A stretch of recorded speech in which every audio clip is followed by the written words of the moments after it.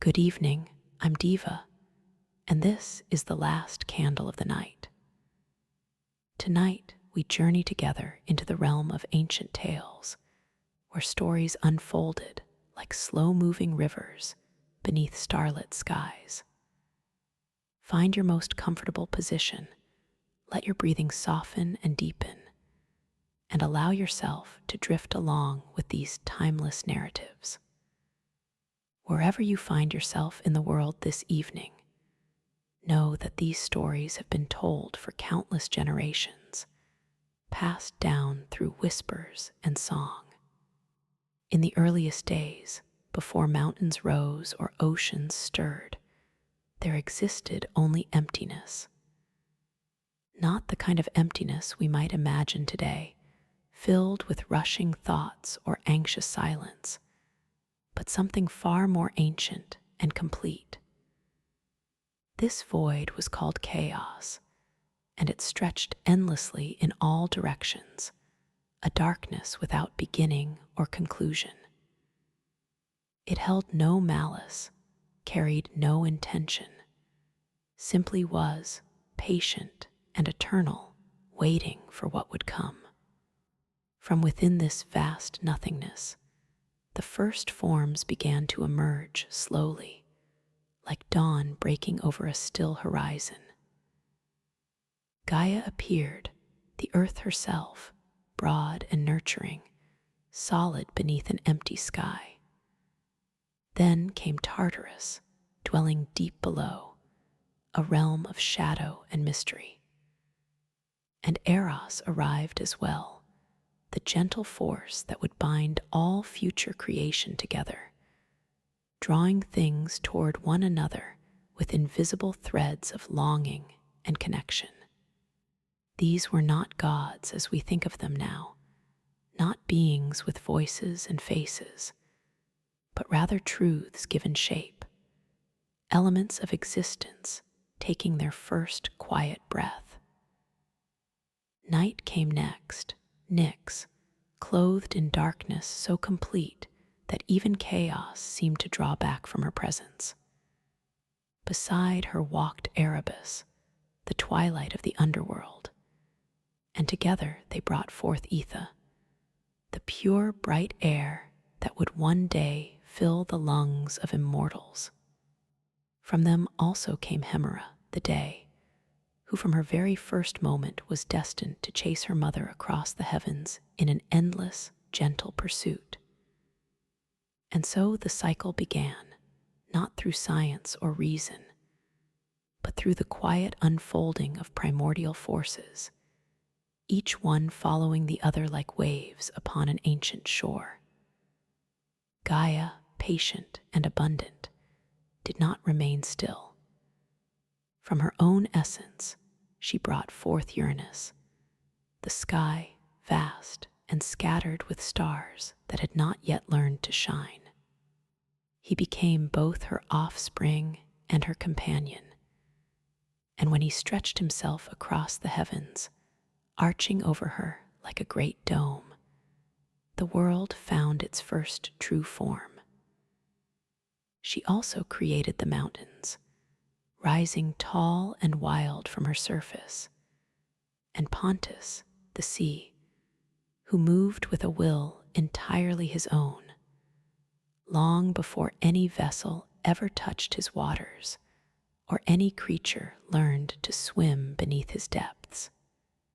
Together, earth and sky became the first great union, and from their joining came the Titans, 12 powerful beings who would govern the cosmos long before younger gods ever claimed their thrones. There were 6 sons and 6 daughters, each one carrying within them the essence of some fundamental force. Oceanus encircled all like a river without end. Hyperion held the secrets of light. Coeus embodied the act of questioning itself. Creus bore the weight of constellations. Apetus would become the ancestor of humankind, and Cronus, youngest among them, possessed a cunning that would reshape everything.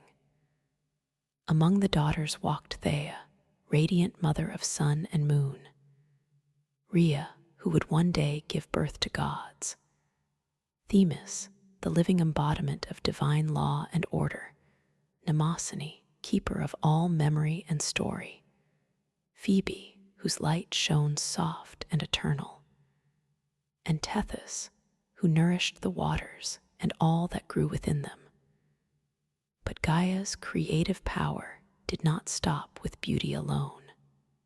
She brought forth monstrous children as well, beings of tremendous strength and unsettling appearance.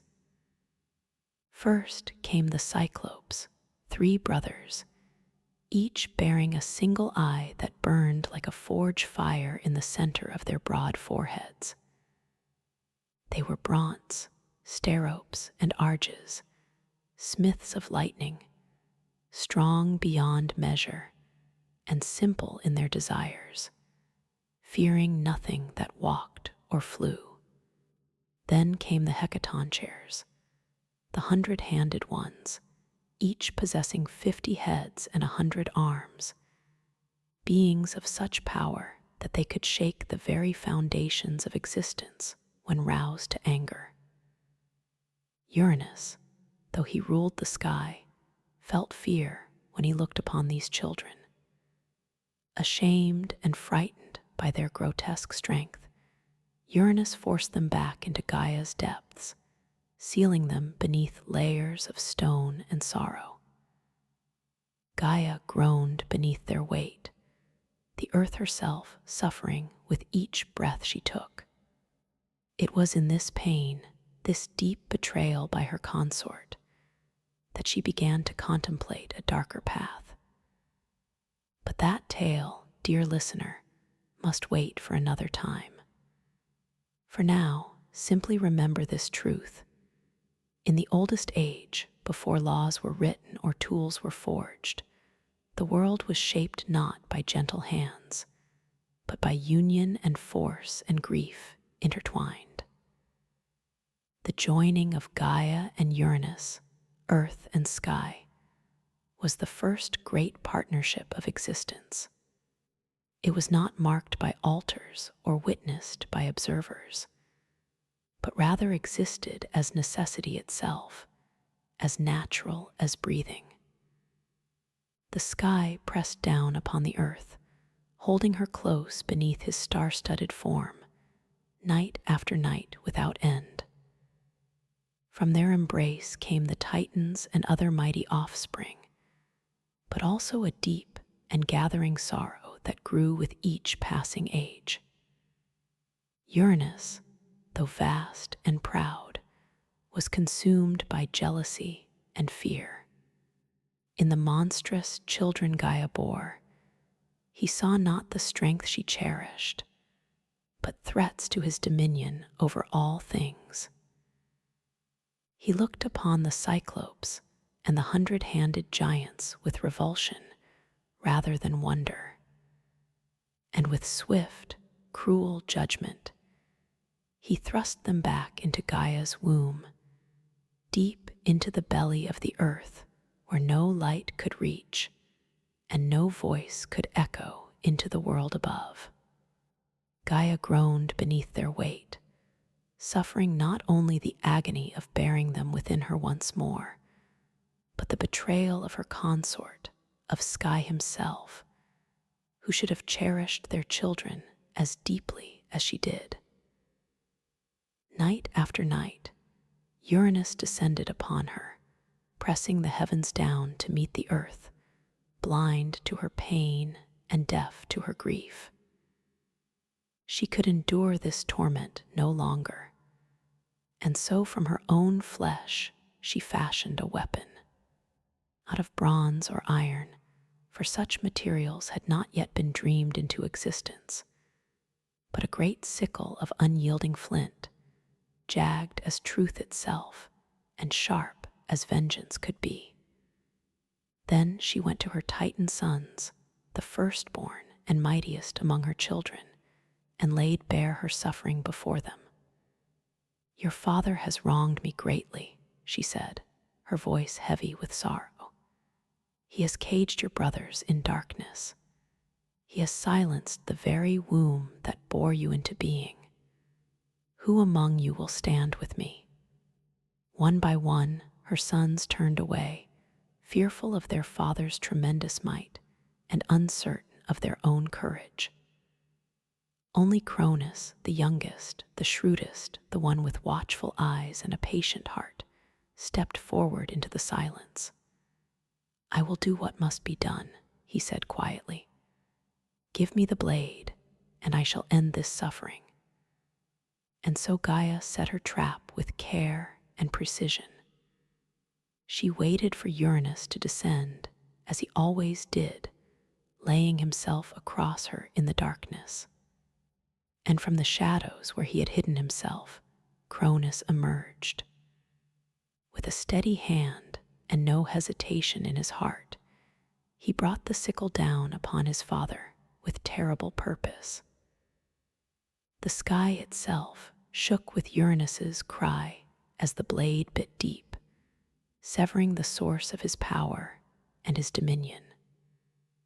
Cronus cast the bloodied flesh into the sea far below, and from the crimson foam that rose upon the waves, something entirely new was born. A figure of impossible beauty emerged, terrible and irresistible in equal measure. From that white froth came Aphrodite, goddess of love and desire, who would later cause kings to abandon their thrones and empires to crumble into dust. She stepped ashore at Cyprus, radiant and serene, untouched by the violence that had brought her into being. But Gaia's vengeance did not end with blood alone. From the droplets that fell upon the earth sprang other beings, dark and purposeful. The Furies came forth, cloaked in shadow and vengeance, who would haunt oath breakers and those who killed their kin until the very end of days. The giants emerged, who in time would rise up against the gods themselves in terrible conflict. And the Melii appeared, nymphs of the ash trees, guardians of wild places and ancient ways. Uranus, wounded and dethroned, vanished into the heavens above, leaving the world to his children and their uncertain futures. Before he fled beyond reach, it is said he spoke a final curse, words that would ring through time like a bell struck in an empty hall. "Just as I was overthrown by my own son, so too shall he be overthrown by his own child." It was not a prophecy he invented from spite, but a truth Gaia had already whispered into the fabric of fate itself. And Cronus heard those words all too clearly. He took the sky throne and wrapped himself in its power, claiming dominion over all creation. But from the very moment he grasped that crown, he began to fear what his father had warned against. Thus ended the reign of Uranus, the first king of the cosmos, and thus began the age of the Titans, a new era of rule. Yet already in the womb of time itself, the next storm was stirring, quiet and patient, waiting for its moment to break. With Uranus cast down and the sky no longer pressed so tightly upon the earth, the world breathed anew, as if waking from a long and troubled sleep. The Titans, freed at last from their father's oppressive yoke, now stood tall beneath the heavens, and Cronus, the youngest and most cunning among them, claimed dominion over all that existed. He was not a god of chaos or needless cruelty as his father had become in those final days, but he ruled with a cautious heart and a suspicious mind that never fully rested. The sickle he had used to bring down Uranus remained hidden somewhere, buried deep in the earth or cast into the sea's darkest trenches. Its blade was remembered, but unseen, like a secret sin that time could not wash away. Cronus had delivered his mother from her torment and his siblings from their imprisonment, earning their gratitude and respect. Yet, from the very moment he sat upon the throne of the cosmos, his mind was troubled by the prophecy that had driven him to rebellion in the first place. The words of his dying father echoed through him like a second heartbeat, constant and inescapable, that he too would one day be cast down by his own child. And so Cronus took a wife, as kings must eventually do. He chose Rhea, his sister, a Titaness of gentle strength and deep wisdom, though her name would one day be spoken in the same breath as pain and loss. Together they ruled through a time that later poets would remember as a golden age, an era when mortals, newly created and innocent, lived in peace and contentment, free from suffering and untouched by winter's cold or war's fury. The fruits of the earth ripened without need for toil or sweat. It was an age before kings commanded armies, before men built defensive walls or worshipped in temples of stone, when justice moved unseen among humankind, and no one thought to lock their doors against neighbors. But such peace, as the world has always known in its deepest heart, does not last forever. In time, Rhea began to bear children, and as each was born into the world, Cronus remembered his father's curse with growing dread. He did not hesitate or show mercy. The moment Rhea placed each newborn in his arms, first Hestia, then Demeter, then Hera, then Hades, and finally Poseidon, he opened wide his jaws and swallowed them whole, consuming them utterly.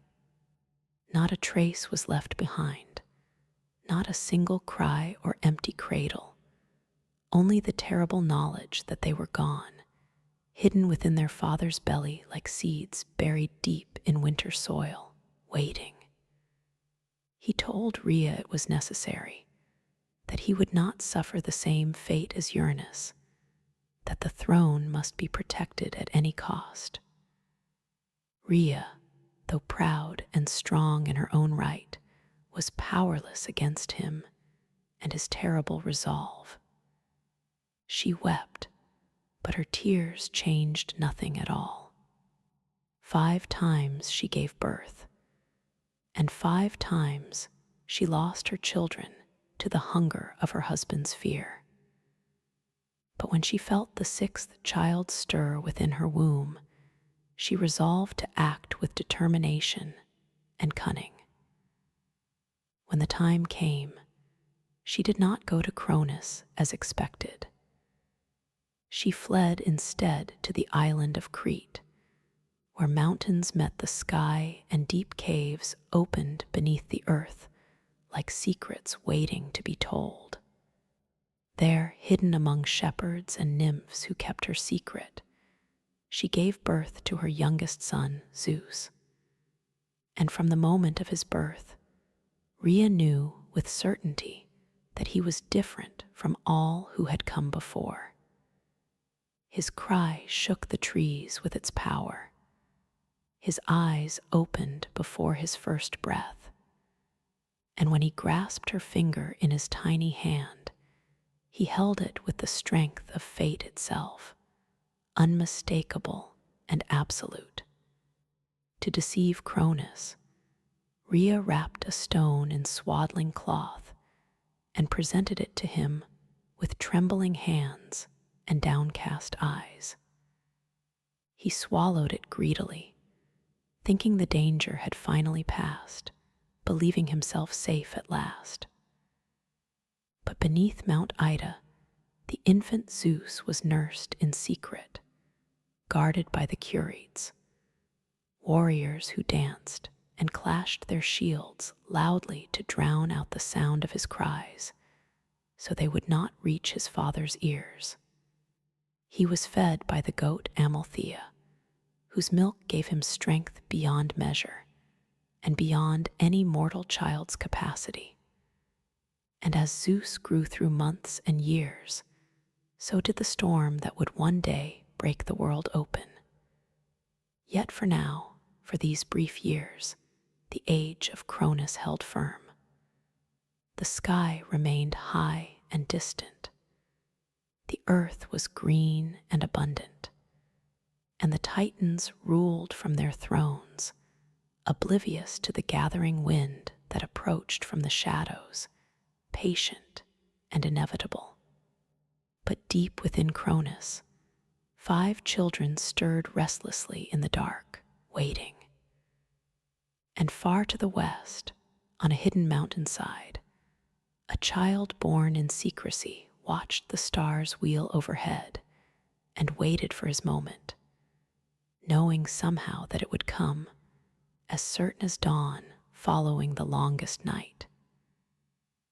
In the hidden folds of Mount Ida, where the air grew thin and the wind whispered ancient names through stone and pine, Zeus grew toward manhood. Raised in secrecy, far from his father's watchful gaze, he learned of the world not through scrolls or teachers, but from the silence of the high peaks, the rustling of leaves in gentle breezes, and the cautious stories murmured by his guardians beside flickering fires as night settled over the mountains. He drank the milk of the divine goat Amalthea, who had nourished him from his first breath, and from her broken horn, torn by accident or perhaps by omen, was born the cornucopia, eternal symbol of endless bounty and abundance. When Amalthea died, Zeus honored her memory by hanging her hide among the stars themselves, and her remembrance became part of the sky he would one day command with thunder and storm. But he was not born merely to gaze at stars or dwell in solitude forever. The blood flowing in his veins was thick with prophecy, and his bones carried the weight of rebellion like a burden he had always known. As he came of age, Gaia herself began to stir once more, remembering the betrayal of Cronus, the pain of her imprisoned sons, the 100-handed ones, and the Cyclopes buried deep in Tartarus's darkness. Her vengeance had not ended with Uranus's fall. It had only been delayed, waiting patiently like a seed in winter soil. With words as old as stone itself, she whispered truth into Zeus's dreams, and in his waking hours, she guided his steps along paths only she could see. First, she led him to Medes, the Titaness of wisdom, whose counsel was shrewd and whose loyalty leaned toward the future rather than the fading past. With Medes' aid, Zeus fashioned a plan carefully and deliberately. To strike against Cronus, a king of Titans and lord of time itself, would require more than strength alone. It would demand cunning, patience, and perfect timing. Zeus returned in disguise to the house of his father, and there, with Medes' craft and subtle art, he offered Cronus a potion mixed in wine, bittersweet, and thick as honey, innocent in appearance. The drink stirred the old Titan's gut with unexpected power, And at last, with a shudder and a great groan, Cronus vomited forth the children he had swallowed so long ago. They came not as infants, helpless and small, but fully grown and gleaming with divine power, clad in the strength of gods, reborn into a world already poised on the edge of war. First came Hestia, keeper of hearth and flame. Then Demeter, goddess of the grain and growing things. Then regal Hera emerged, proud and sharp-eyed as winter ice. Then Hades appeared, destined to become lord of the dead in realms below. And at last came Poseidon, master of the deep waters. The six siblings stood together for the first time as one united force, and looked upon the throne that had cast them into darkness. They would not forget what had been done to them, and they would not forgive. But Cronus was not without allies in this gathering storm. The Titans rallied to him, his brothers and sisters gathering at Mount Othrys, the old seat of power in the south, tall and ancient. Oceanus remained apart, too old or too wise for blood feuds and bitter conflicts. But the others, Coeus, Creus, Hyperion, and Hypatus, took up arms in defense of the old order. And so began the war the poets would later call Titanomachy, the great clash of Titans and Olympians, a conflict that tore across the heavens and split the earth down to its very core. For 10 long years, the battle raged without end or mercy. The sky darkened with storm clouds and smoke. Thunder and fire echoed across the mountains in endless percussion, and the world below, still young and silent, watched in dread as its masters fought for the right to rule all creation. The Titans held Mount Othrys, tall and time-worn, wrapped in ancient power. Meanwhile, Zeus and his kin made their stand upon Mount Olympus, a peak still unscarred by war, rising high above the northern lands. The battles were terrible and unrelenting, waves of violence that seemed to have no end. Lightning tore open the skies repeatedly. Tidal waves swallowed entire islands beneath their fury. Volcanoes bled molten fire across the landscape, and winds howled like wolves searching for prey. At times the war seemed as though it might continue forever, with neither side able to land the final, decisive blow that would end the conflict. But Gaia, ever watchful from her place in the earth, knew that the balance could not tip without releasing what had been long buried in darkness. She counseled Zeus once more, her voice rising from stone and soil. If he were to achieve victory, he must descend into Tartarus itself and free his monstrous uncles, the Cyclopes and the Hecaton chairs, whom Cronus had kept locked in chains out of fear and ancient grudges. With his siblings beside him for strength and support, Zeus broke through the gates of the underworld and released the imprisoned powers who had waited so long for freedom. The Cyclopes, grateful beyond measure and eager to join the fight, gifted Zeus his greatest weapon, the thunderbolt, symbol of sky and storm, capable of shaking the foundations of the world. To Poseidon, they gave the trident with which he would command the seas and all their depths. And to Hades, they offered a helm of darkness that would make its wearer invisible, able to move unseen through any realm. The hecatonchires, giants with 100 hands each, joined the fight at last with their tremendous strength, hurling entire mountains like stones and battering the Titans with the fury of ancient things finally unbound from their long captivity. With these powerful allies, the tide of battle turned decisively in favor of the younger gods. The Olympians pressed forward with a fury no Titan could match or withstand. Cronus, proud and unyielding to the very end, fought with all his strength until the last possible moment. But the prophecy, as always, unfolded without mercy or deviation. The Titans fell. One by one, they were driven down from their high places. Zeus did not slay them outright, for that was not the way of divine justice.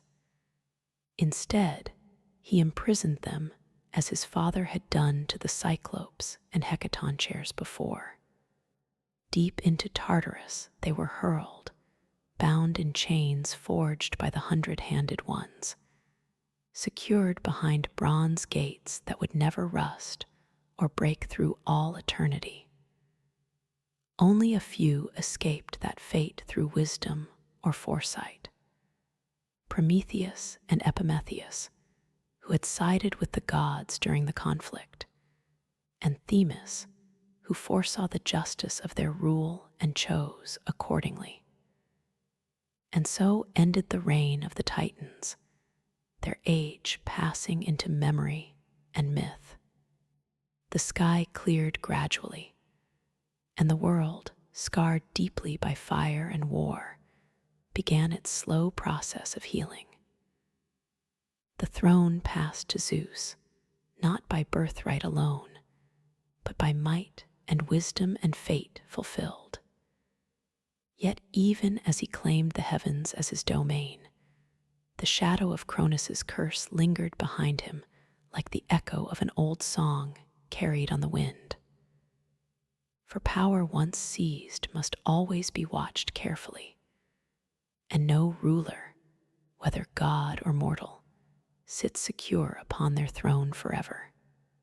The wheel of fate continues turning, patient and unstoppable, waiting for its next revolution.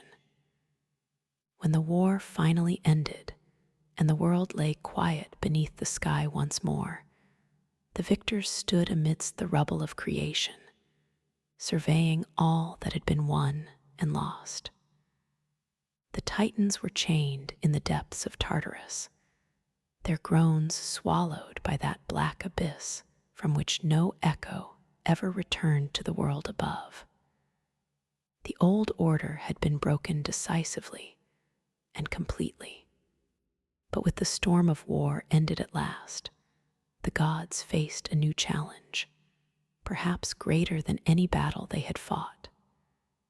For conquest may be won with fire and fury, with strength and sacrifice, but rule demands judgment, patience, and careful division of power. The world was wide and wild, filled with powers both known and yet unnamed. It could not be held by one alone, no matter how mighty. Zeus, eldest among the gods now born again from their father's belly, stood at the center of this new age.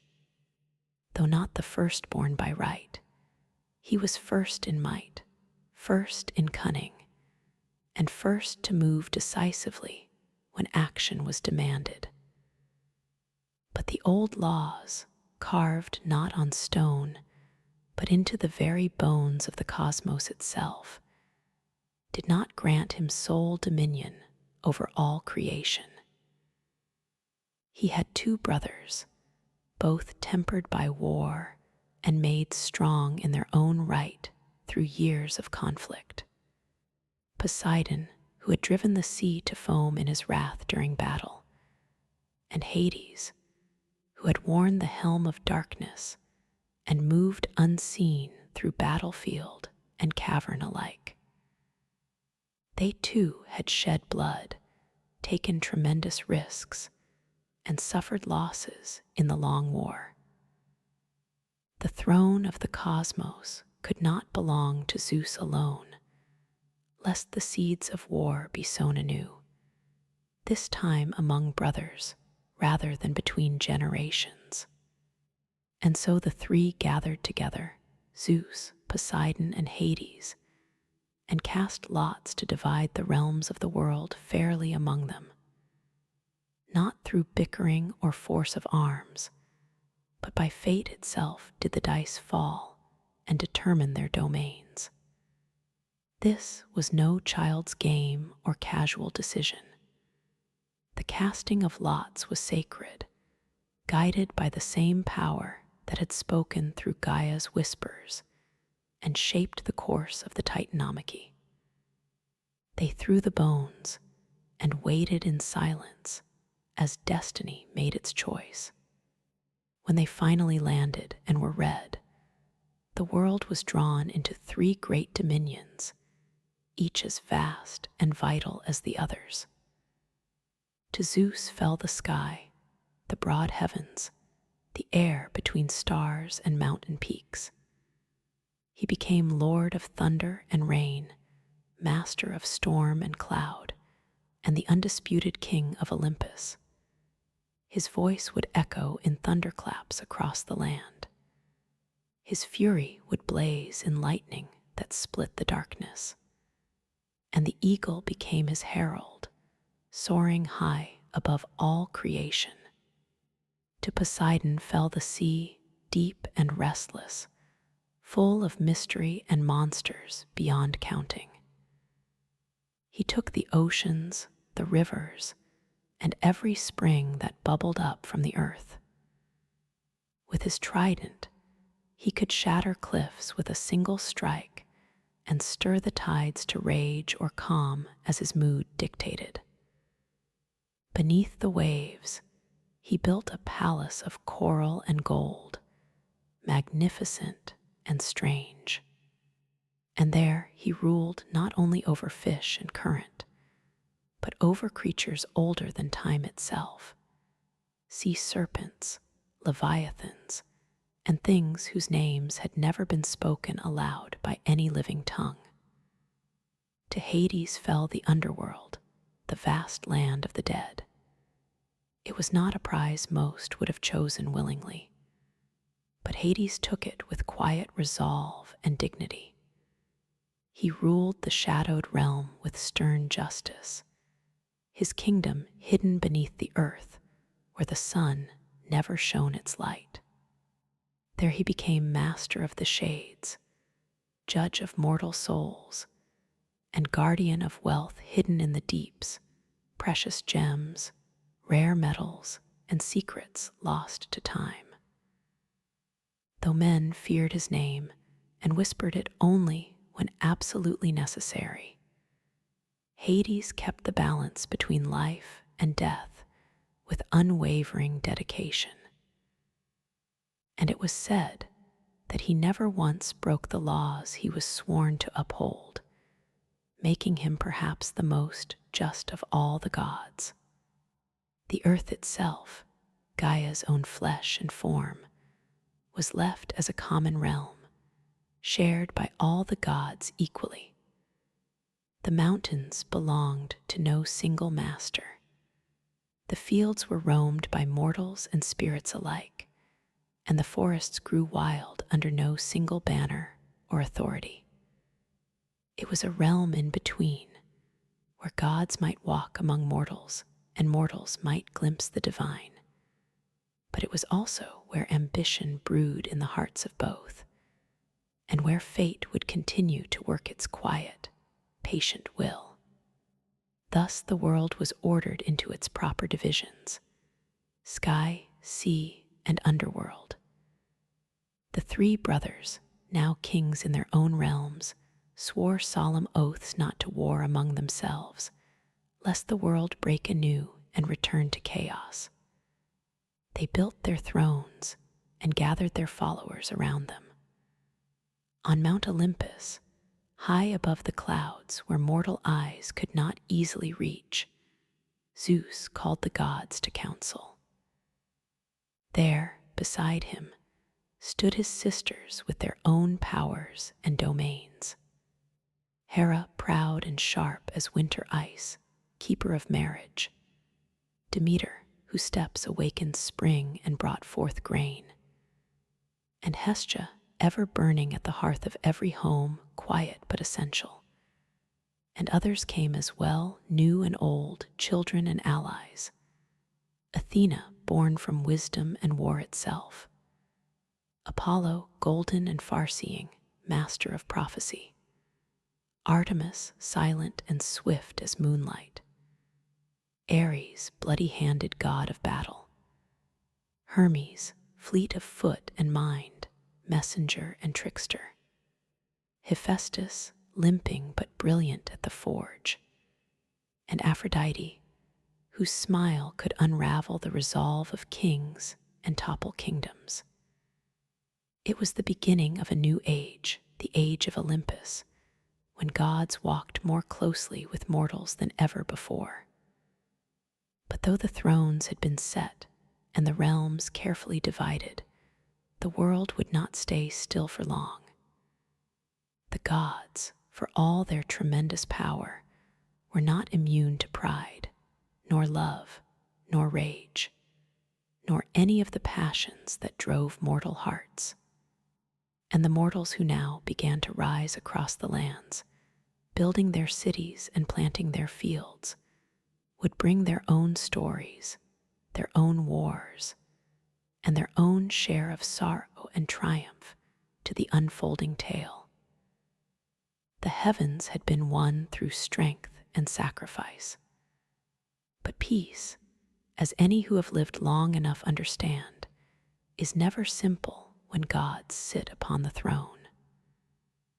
The story continues to unfold slowly and inevitably, like dawn spreading across a patient sky. When the smoke of war faded and the world was bathed once more in gentle sunlight, Mount Olympus became the seat of a new and glittering court. The Titans had ruled from Mount Othrys in the south, harsh and ancient, wrapped in perpetual storm. But Olympus, rising in the north, stood higher still, its summit crowned in cloud and crowned in myth, a place where earth met heaven.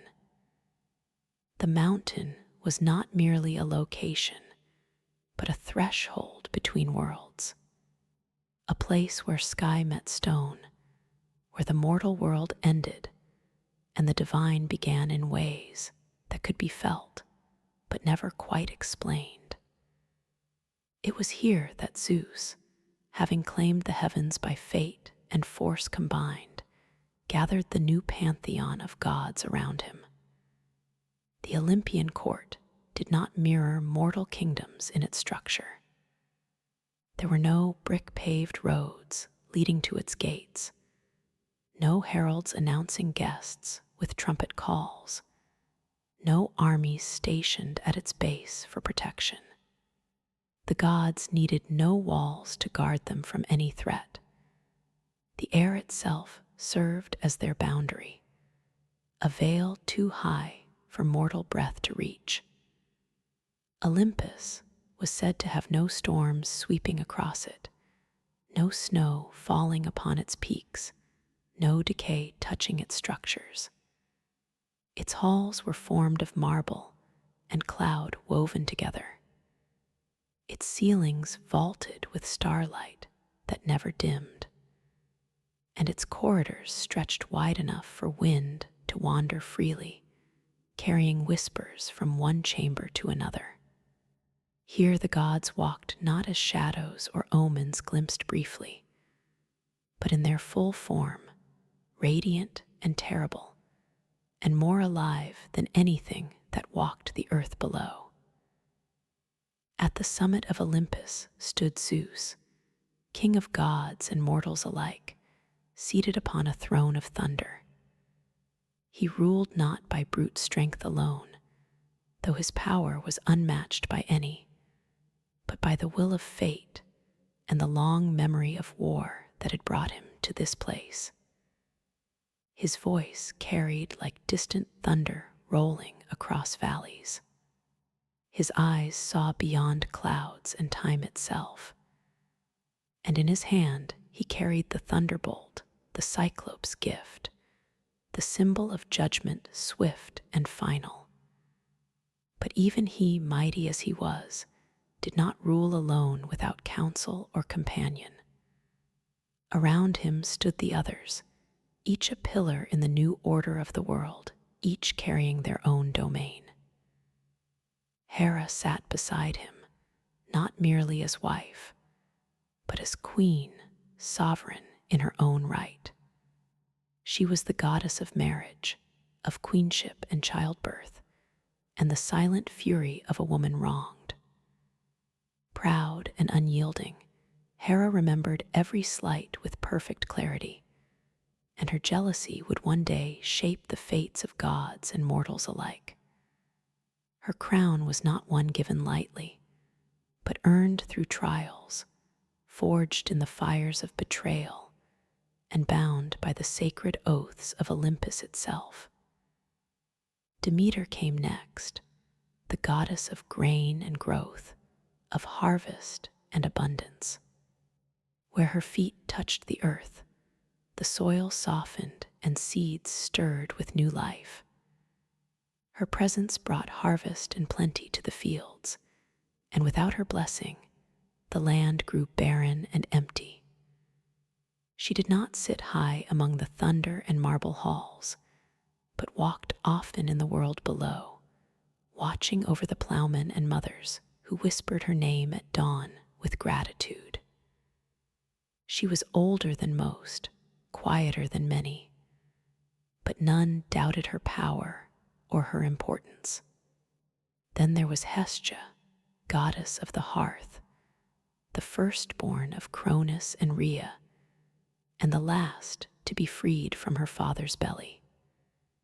She asked for no temple built in her honor, no grand myths told of her deeds, no wars or lovers to mark her story. She tended the eternal flame in the center of Olympus and watched over every home and hearth on earth below. Her power was gentle but ever present, for as long as fire burned in a household, warming the cold and cooking the food, Hestia lived there too, quiet and essential. The younger gods came in time, some born in Olympus itself, others delivered by strange and wondrous means. Athena was first among them, born not of any womb, but of wisdom itself. When Zeus swallowed Medes, fearing that her unborn child might one day surpass him as the prophecy suggested, he thought the matter ended and the threat contained. But Medes did not die within him. She lived in that darkness, whispering, scheming, crafting knowledge in the shadows. One day, Zeus groaned in tremendous agony, and with a blow struck to his skull, Athena sprang forth fully grown, clad in gleaming bronze, spear in hand, her eyes clear and sharp as flint. She became goddess of wisdom, of strategy, and of just warfare. A virgin warrior with no patience for frivolity or waste, she guided heroes and cities alike. Apollo and Artemis came next into the world, twins born of Leto, a Titaness who wandered long and weary to find a place safe enough to give birth. No land dared offer her sanctuary, for Hera's wrath was vast and vengeful, and all feared to anger the queen of Olympus. At last the floating island of Delos accepted her, and there she bore her children in relief. Apollo, golden-haired and bright as morning, became the god of light, prophecy, music, and healing arts. His sister Artemis, swift and silver as moonlight, was goddess of the hunt, of wild things and moonlit forests. Together, they marked a new generation of gods, restless and radiant, intimately tied to the mortal world in ways their elders were not. Then came Ares, god of war and slaughter, son of Zeus and Hera, but beloved by neither parent. He was strength without discipline, rage without purpose or cause, and though his name was feared on battlefields, he was not often honored in temples. War followed him like a shadow cast by fire, and he gloried in its chaos, but he was often bested by cunning and wisdom when they stood against him. His opposite in many ways was Hephaestus, the lame god of the forge, master of craft and flame. Born of Hera alone, or thrown from Olympus by Zeus in disgust at his deformity, both tales are told. He found solace and purpose in metal and fire. From his hands came armor that could not be pierced, palaces that defied description, and automatons that moved like living things. Though limping and twisted in form, he was among the most indispensable of all the gods. Aphrodite, goddess of beauty and desire, arrived not by birth through any mother, but by foam itself, born of Uranus's severed flesh when it was cast into the sea. She rose from the surf at Cyprus, as beautiful as she was dangerous to behold. Love, lust, jealousy, and ruin followed her wherever she went, like perfume that lingered in the air. Even Zeus could not command her fully or bend her to his will. She bound gods and mortals alike with a glance, with a word, with a smile. And though she smiled often, it was never without consequence for someone. Hermes, the trickster and herald, came last of this early court, or so the stories tell. Son of Zeus and the nymph Maya, he moved swiftly between worlds with ease. Winged sandals at his feet and a mischievous grin playing on his lips. He stole Apollo's cattle on the very day of his birth, sang a clever song to cover the theft, and made himself indispensable before he could even walk properly. He became the messenger of the gods, guide of souls to the underworld, patron of thieves and travelers alike. Where Hermes went, borders dissolved and boundaries meant nothing. This was the Olympian court, a gathering not of saints, but of powers raw and flawed, radiant and vast. They quarreled as siblings do over petty matters. They took sides in mortal affairs without hesitation. They fell in love, betrayed each other with regularity, waged petty rivalries that lasted centuries, and enacted divine justice as they saw fit. But above all these conflicts, they ruled from Olympus together. They watched the world below with interest and shaped it according to their will and whim. The age of Titans was gone, faded into distant memory. But in its place came an era of stories, of gods who walked among mortals, of heroes born from their unions, and of a world forever changed by the hands of the divine reaching down. The world had its rulers now, dwelling high upon their mountain. But peace, as ever, was a fragile thing, delicate as morning frost. And fate had not yet spoken its last word or sung its final song. There were still tales waiting to unfold slowly, like flowers opening at dawn. Long before mortals raised cities of marble or carved their prayers into stone tablets, there were no humans upon the earth at all. The gods ruled alone, their courts high upon Olympus, their domains vast and varied across the world. The land beneath them was green and wild, teeming with beasts and silent mountains. But there were no hands to till the soil, no voices to sing to the stars at night, no fire to warm the darkness. It was Prometheus, a titan of the old blood, who first imagined the shape of humankind. He was no friend to Cronus, nor was he ever counted among those chained in Tartarus for rebellion. During the War of the Titans, Prometheus had sided with Zeus, not out of love or blind loyalty, but out of foresight, for he bore the gift of prophecy, and he knew which way the storm would break before others did. Prometheus's name meant forethought, and it suited him perfectly.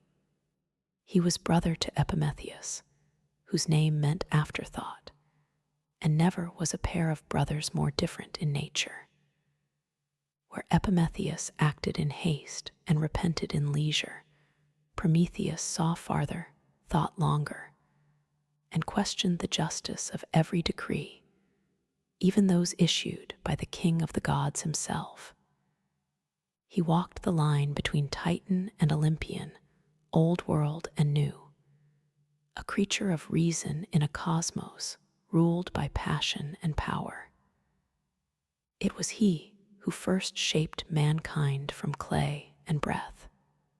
Some say he sculpted them from clay beside the banks of a quiet river, his fingers smoothing mud into limbs with care, his breath giving them life. Others claim he molded them in the image of the gods themselves, upright and thoughtful, gifted with the spark of invention that set them apart. But however it happened, the first mortals were made, and they were weak and vulnerable. Soft of skin, slow of foot, lacking claws or fangs, without fur to warm them or natural weapons to defend themselves. They were naked beneath the vast sky, trembling in winter's cold, defenseless against the beasts of the world. Prometheus looked upon them with pity that grew in his heart. He went to Olympus and asked that mortals be given a gift, something to help them survive in this harsh world, something to raise them above the level of mere animals struggling in the wild. But Zeus refused his request without hesitation. He saw in mortals not promise, but potential peril.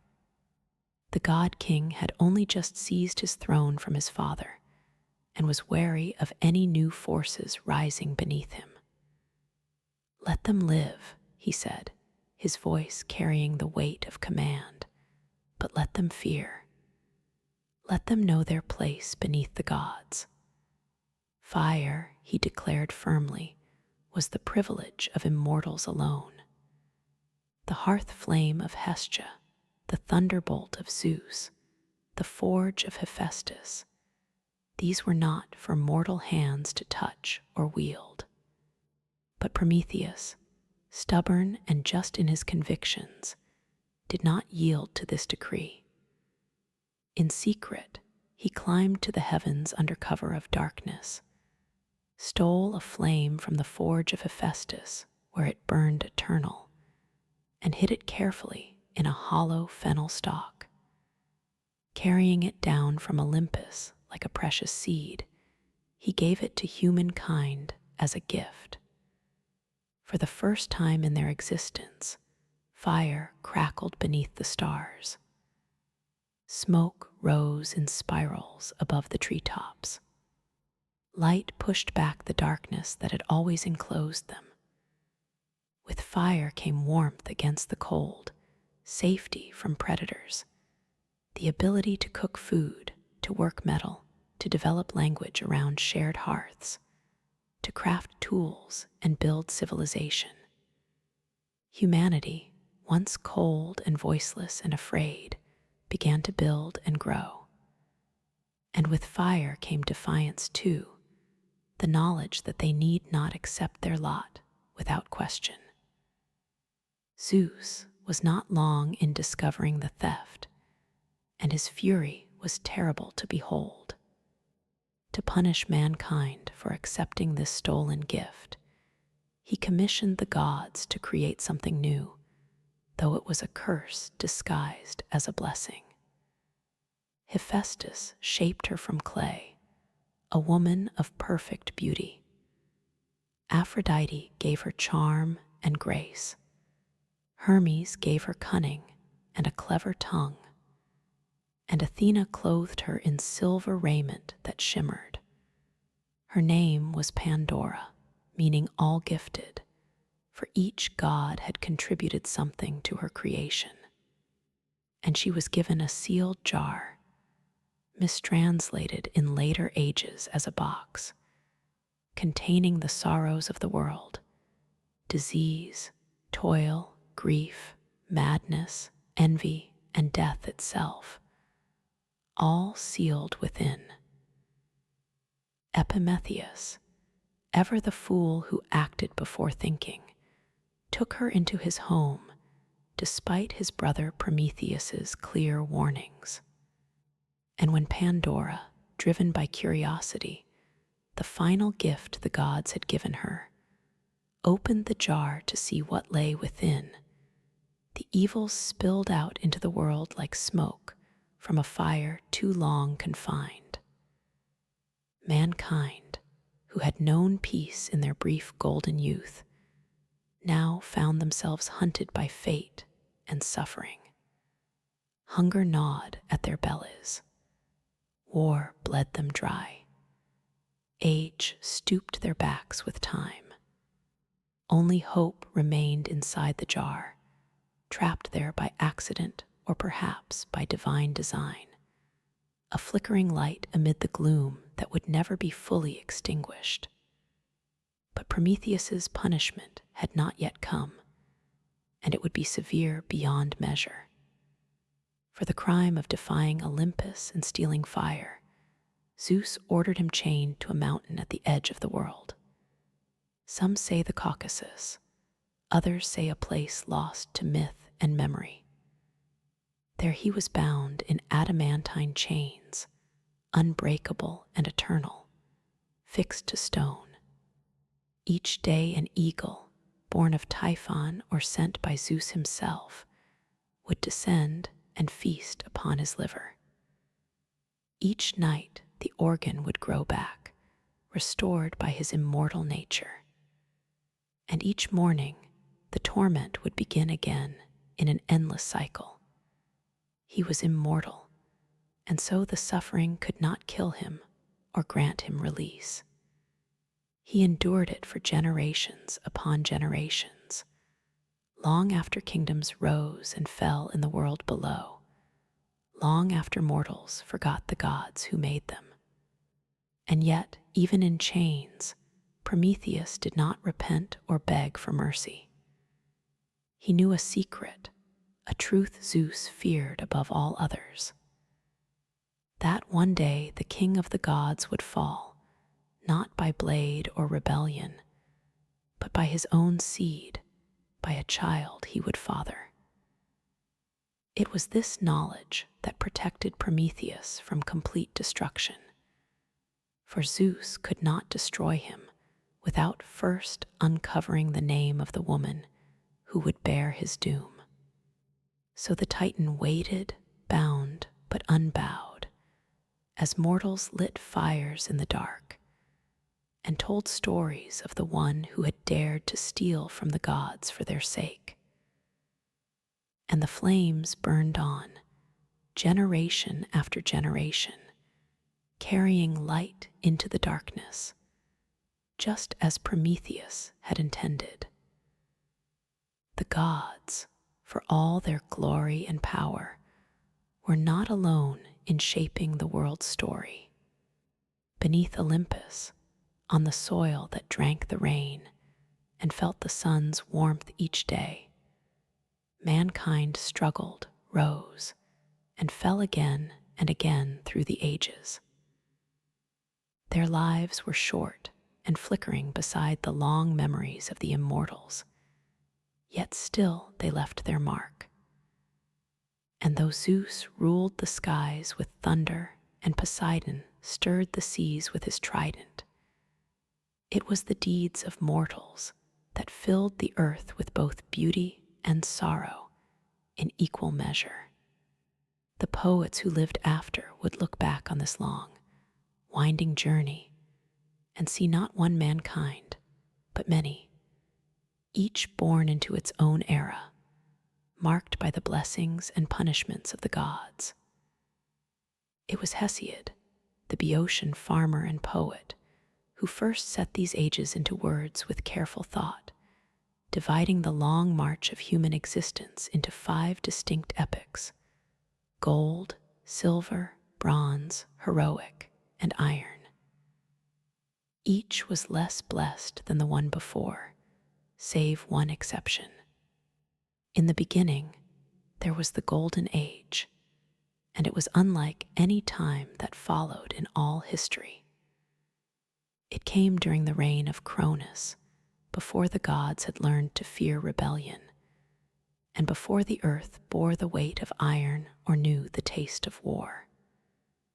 In those days, mortals lived like gods themselves, free from pain, untouched by age, and unburdened by toil or labor. The earth gave forth her bounty without coaxing, offering harvests in every season without need for plow or sweat. There was no need for laws or swords to keep order, no need for kings or coins to measure worth. These early mortals knew no hunger, no sickness, no grief that weighed upon the heart. When their time came at last, they did not wither or suffer through decline, but died as if falling into peaceful sleep. Their spirits became guardians after death, pure and watchful, wandering the world as kindly daimons, protectors of justice and peace. Theirs was a life of harmony, and theirs was the closest any mortal would ever come to paradise. But the Golden Age passed, as all golden things must do eventually. With the fall of Cronus and the rise of Zeus, the Silver Age dawned, a time of beauty somewhat dimmer and souls less noble than before. These mortals grew tall and strong, living long lives, but they lacked the wisdom and restraint of the golden race that preceded them. They lingered in childhood for 100 years, ignorant and pampered, only to grow into violent, arrogant adults who refused to honor the gods or heed their decrees. They built no temples, gave no offerings, and mocked the laws of Olympus with contempt. For this disrespect, Zeus struck them down. Their spirits did not become guardians or watchful protectors, but faded into the underworld, pale and forgotten. Theirs was a race lost to pride and disobedience, a mirror of divine fear come true. Then came the Bronze Age, born of ash trees, the same trees used for spears and shields in warfare. These were not gentle people at all. They were creatures of war, mighty and hard. Their very flesh was said to be forged from bronze. Their homes were bronze. Their tools were bronze. Their hearts seemed cast from the same unyielding metal. They lived for battle and died by it, sowing the world with blood and ash wherever they went. They were terrible to behold, but not evil in essence, only driven by the rhythm of war drums and the clash of arms. They built no cities to last, wrote no poems to remember, carved no statues for beauty. When they died, they left little behind but shattered swords and empty fields. Even the gods did not mourn their passing into darkness. They sank into Hades without echo or prayer, forgotten. Yet not all decline is steady or inevitable. From the blood and smoke of the Bronze Age rose a brief and brilliant light, the heroic age, a time unlike any other in the story of mankind. It was not part of the descent, but an interlude of glory before the final fall. These mortals were greater than those who came before or after. They were the demigods, the sons and daughters of gods and mortals. They built cities that would be remembered, sailed seas that had never been crossed, and carved their names into the memory of the world with deeds both great and terrible. This was the age of Perseus and Heracles, of Theseus and Atalanta, of Jason and the Argonauts, of Hector and Achilles and Odysseus. They fought great wars against monsters, against foreign kings, and finally against each other at Troy in a conflict that would echo through time. Many died young, and many more died forgotten, their names lost to the wind.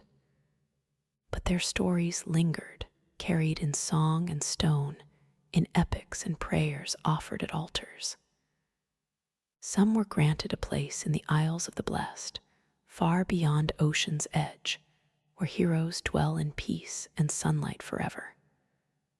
The heroic age did not last long, but while it burned, it lit the entire world. And then came the age that Hesiod called his own, the Iron Age, where we still dwell even now. This is a time of sorrow and toil, a world grown old and heavy with troubles. Mortals now labor from dawn to dusk, planting seeds in bitter soil, raising children amid war and famine, growing old with pain and fear as constant companions. In the Iron Age, bonds break easily between friends, between kin, between guest and host. Justice, once tall and golden, now walks with her eyes averted. Lies are many, oaths are cheap, and the gods, if they still watch at all, do so with silence. In this age, mortals build towers, but forget their ancestors. They chase gold and power and cut down the forests that once fed them. It is an age of struggle, and it is said that one day even this will pass. One day, the gods will turn their backs entirely. One day Zeus will cast down his thunderbolt, and humankind will vanish like smoke on the wind. In the waning light between the age of gods and the age of mortals, there came a generation of people unlike those before or after. Mortals born not from clay alone, but from divine blood and mortal wombs, shaped by both Olympus and earth in equal measure. These were the heroes, and their lives were brief, their fates often cruel, but their names would echo through time like the rumble of a distant storm approaching. Among the first and greatest of them was Perseus, slayer of monsters, founder of dynasties, and by blood and deed, the forerunner of all who would wear a hero's crown. Perseus's tale begins not in battle or glory, but in prophecy and fear that gripped a king's heart. His mother, Danae, was a princess of Argos, daughter to King Acrisius, who ruled there. The king, like all kings of that age, feared what he could not control. An oracle warned him that his daughter would bear a son destined to kill him one day. Such prophecies in myth, as in life, cannot be bribed away or reasoned with. So Acrisius did what kings so often do when faced with a truth they fear deeply. He sought to destroy the cause before it could manifest. He locked Danae in a tower of bronze beneath the earth, a room sealed against time and mortals alike. But the gods, as they often did, laughed at mortal precautions. Zeus, in the form of golden rain, slipped through cracks no wall could keep sealed and fell upon Danae in her solitude. From that union, Perseus was conceived. When Acrisius discovered the child, he dared not spill royal blood directly, for even tyrants fear the wrath of the gods. Instead, he placed Danae and her infant son into a wooden chest and cast them into the sea, trusting Poseidon or chance to drown them both. But the sea is as fickle as fate itself. The chest did not sink beneath the waves, but drifted across the wine-dark waters to the island of Seriphos, where a humble fisherman named Dictys drew it ashore. He took them in with kindness, raised Perseus as his own, and in time the boy grew tall and strong with the bearing of kings and the eyes of storms. But peace is never a long companion to those who carry destiny in their veins. The ruler of Seriphos, King Polydectes, took notice of Danae's beauty and desired her for himself. Perseus, grown into manhood, stood between his mother and the king like a wall of defiance. Polydectes, unable to strike the son without dishonoring himself, chose cunning over strength. He announced a false marriage, some say to Hippodamia, and demanded that all men of the island offer him a gift. Perseus, without gold or horses to give, boasted that he would instead bring the king a greater prize, the head of Medusa, the mortal Gorgon, whose gaze could turn flesh to stone. The task was cruel, and Polydectes knew it well. No mortal who had sought Medusa had ever returned alive.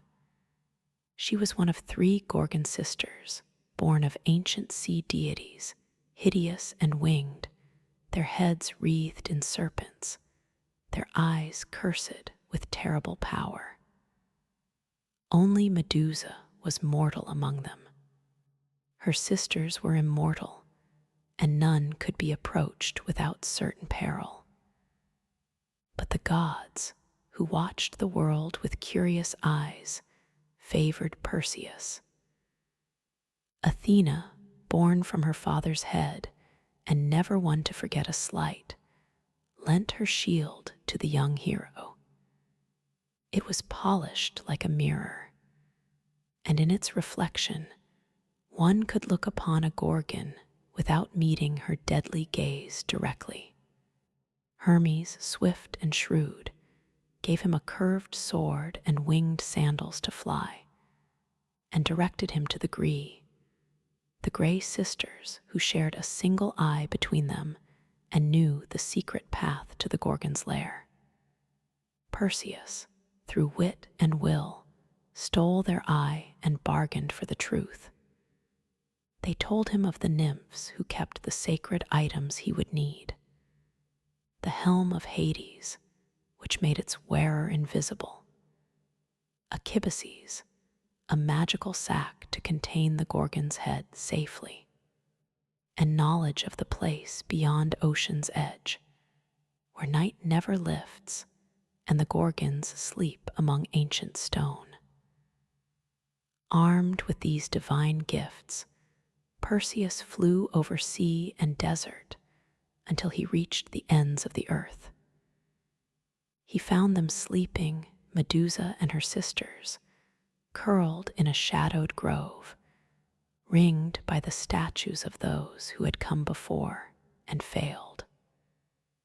Perseus dared not look directly at them, and so, with Athena's shield held before him like a mirror, he walked backward, step by cautious step, until he stood over the sleeping Gorgon. With one swift stroke, he severed her head, and from her blood sprang Pegasus, the winged horse, and Chrysaor, the warrior with a golden blade, children of Poseidon born in death. As Medusa's sisters screamed and clawed the air, Perseus vanished into mist, hidden by the helm of darkness. The deed was done, and he returned by the long road, his prize heavy in the sack, its power undimmed. On the way, he passed the shores of Ethiopia, where the sea god had sent a monster to punish King Cepheus and Queen Cassiopeia for their vanity. Their daughter Andromeda had been chained to a rock as sacrifice. Perseus, beholding her beauty and innocence, slew the beast, turned it to stone with the Gorgon's head, and claimed her as his bride. She would follow him westward, becoming the mother of his line. When at last he returned to Seriphos, Polydex scoffed at his tale. So Perseus reached into the sack and withdrew the severed head. The king and his court were turned to stone where they stood. Dictys, the fisherman who had shown kindness to a mother and her child, became king in his stead. The cycle of cruelty was broken, if only for a time. But prophecy once spoken is not so easily undone. Perseus journeyed to Argos, where King Acrisius, still haunted by the words of the oracle, fled rather than face the boy he had once condemned to death. Yet fate does not forget or forgive. At the funeral games of a neighboring king, Perseus, throwing a discus, struck an old man in the crowd. It was Acrisius, his grandfather, who died without ever knowing that his death was no murder, but an accident long foretold. So the circle closed, as circles always do in myth. Perseus had fulfilled the prophecy, though not by malice. He had slain a monster, saved a maiden, founded a line of kings, and carried the weight of fate with dignity. He would not live forever, but his name would endure through the ages. For from his blood would come Heracles, and from Heracles, the next chapter in the story of gods and mortals would unfold. If Perseus was the first great hero, Heracles was the mightiest of all. His name, like thunder over distant mountains, carried weight across every land touched by Hellenic breath. He was not merely strong, but larger than life itself, straddling the border between mortal and god, joy and grief, triumph and tragedy. He was the great-grandson of Perseus, a son of Argus, and a son of Zeus. And though the gods would bless him with strength, they would curse him with suffering. His birth was itself a trick of time and deception. Zeus, ever lustful, desired Alcmene, wife of the Theban general Amphitryon. Disguised as her husband, the king of gods lay with her, extending a single night into threefold length. From that union came Heracles, and from Amphitryon came a twin, Iphicles, mortal and unremarkable. Hera, as always, watched from her throne with a cold and bitter eye.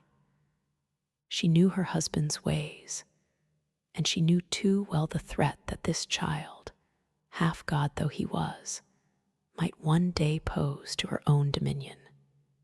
Even in the cradle, Heracles bore the mark of the divine. Hera, seeking to destroy him early, sent 2 serpents into the nursery to strangle the infant while he slept. But the child reached out with plump hands and throttled them both, one in each fist, before any nurse could scream for help. From that moment, his fame began to grow across the land. As a youth, he trained in all the arts befitting a nobleman: music, archery, wrestling, and chariot driving. Yet there was something wild in him, a restlessness of soul that no lyre or tutor could tame. Manhood brought him both love and ruin.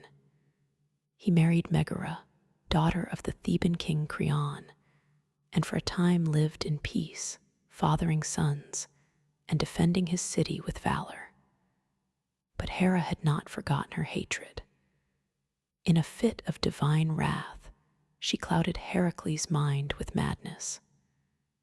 Raging through his own halls, he slew his wife and children with the same hands that had once cradled them, gently. When the madness passed and his vision cleared, he beheld the blood and ruin of his own house. His cries reached Olympus, but no god answered. To atone for this terrible deed, he sought out the oracle of Delphi. The Pythia, speaking in riddles as always, told him he must submit to the will of Eurystheus, king of Turins, his cousin, lesser in strength but greater in fate.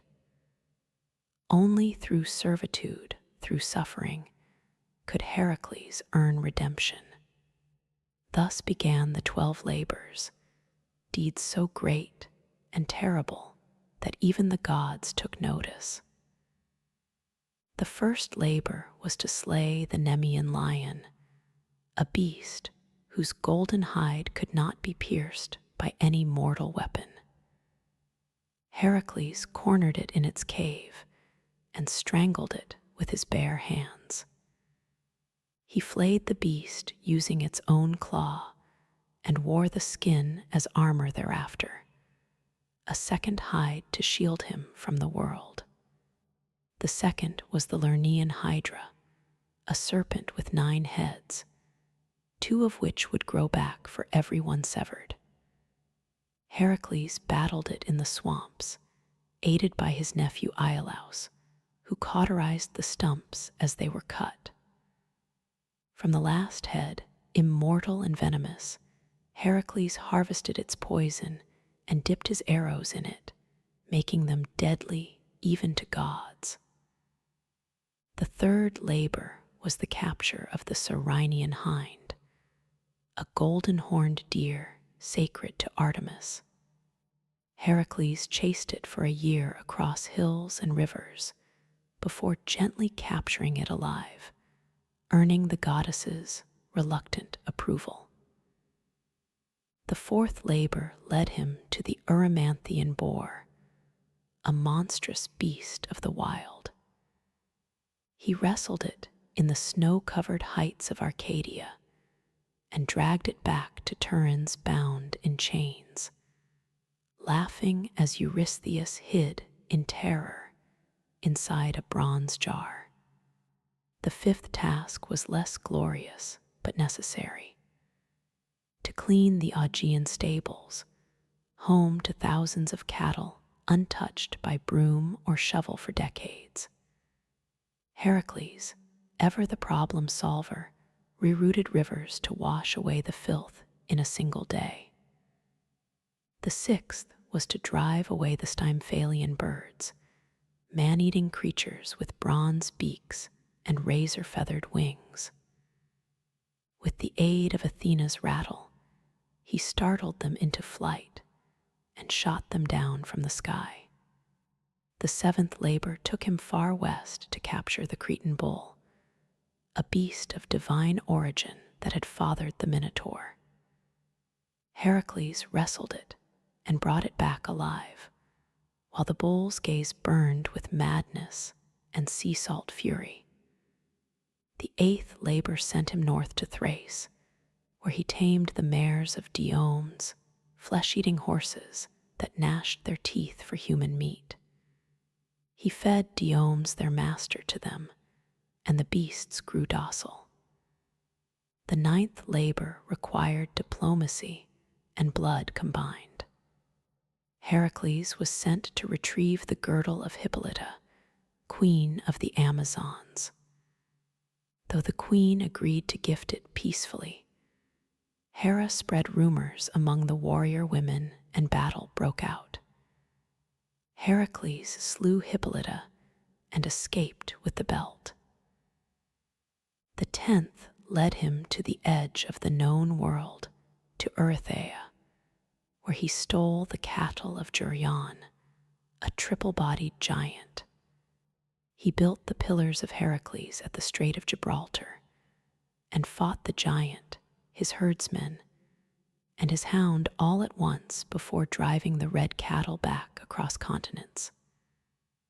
But Eurystheus, seeking to discredit him, declared 2 labors invalid, claiming Iolaus had helped with the Hydra and the rivers with the stables. 2 more were required. The 11th was to steal the golden apples of the Hesperides, guarded by nymphs and a dragon coiled around the tree's base. Heracles tricked Atlas, the sky-bearer, into retrieving the apples while he held the heavens. When Atlas tried to leave him with the burden, Heracles asked for a moment to adjust his cloak and took back the sky while fleeing with the fruit. The 12th and final labor was the most harrowing of all, to descend into Hades itself and bring back Cerberus, the 3-headed hound. Armed with nothing but his strength, Heracles journeyed to the underworld, presented himself before Hades, and with the gods' grim permission, wrestled Cerberus into submission and led the beast, snarling and frothing, into the land of the living. With that final labor, his redemption was won. Yet Heracles' life was not yet at peace. He fought more battles, took new wives, and fathered many children. But Hera's hatred endured. In the end, it was not blade or monster that killed him, but the poisoned blood of the centaur Nessus, smeared upon a tunic gifted by his wife Deianira, who believed it a love charm. As the poison burned through his flesh, Heracles built his own pyre upon a mountaintop. No mortal dared light it until Philoctetes, a simple shepherd, stepped forward. For that courage, he was given the hero's bow. Heracles was consumed by flame, but in death he was reborn. Zeus lifted him to Olympus, where he was granted immortality, and married to Hebe, goddess of youth. He became not just a hero, but a god. His labors, born of grief and guilt, became the very measure of heroism throughout the ages. If Heracles was the greatest of Greek heroes in strength, then Theseus was the most political, the most cunning, the most human in his complexity. He was not merely a slayer of beasts or a breaker of curses, but a builder of cities, a weaver of laws, and the founding spirit of Athens, the city that would one day name itself the cradle of civilization.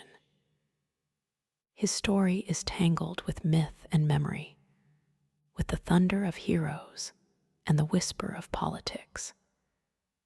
In him lived both brute strength and bright reason, the dual spirit of a nation that worshipped Athena with spear in hand and olive branch upon the brow. Theseus was born of 2 fathers, King Aegeus of Athens and Poseidon, god of the sea. His mother Aethra lay with both on the same night, one mortal, one divine. From this double union came a boy of destiny, raised far from Athens in the city of Trozen, unaware of the great blood flowing in his veins.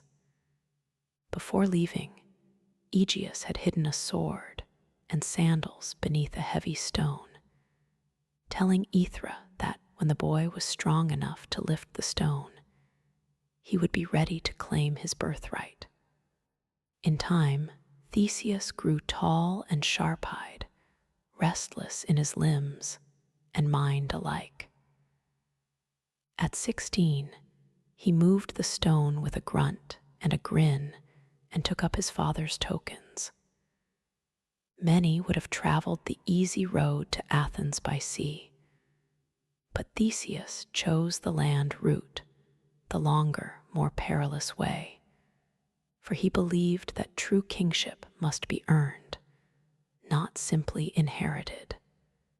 And so began the 6 labors of Theseus, not vast or godlike as Heracles' trials, but earthy and intimate, each a monster of the road, a terror to the common traveler.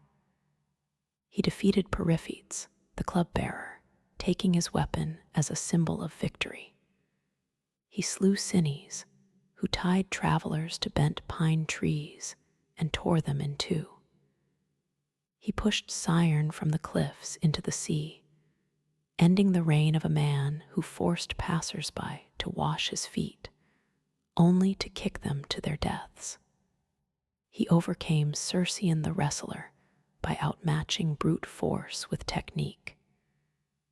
And Procrustes, who made beds fit travelers by stretching or cutting them, found his own death in the same iron frame he had used on others. Theseus did not just survive these encounters. He cleaned the land as he passed through it, paving the way for Athens itself to rise. When he arrived in Athens, King Aegeus did not recognize him at first. The queen Medea, now wife to Aegeus and still seething with old sorceries and jealousies, saw the threat in the boy and urged the king to poison him. But Theseus presented the sword and sandals at the last moment, and Aegeus cast the poisoned cup aside, embracing his son before all the court. Joy, of course, never lingered long in myths.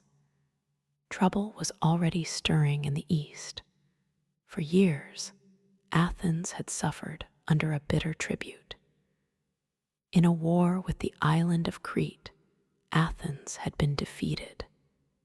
And as punishment, King Minos demanded 7 young men and 7 maidens be sent every 9 years to feed the Minotaur, a monstrous half-man born of lust and vengeance, kept in a twisting labyrinth beneath the palace at Knossos. This creature had been born from Minos's pride. When Poseidon sent a bull from the sea, Minos was meant to sacrifice it, but instead he kept it for himself. In punishment, the gods cursed his wife Pasiphae to fall in love with the beast.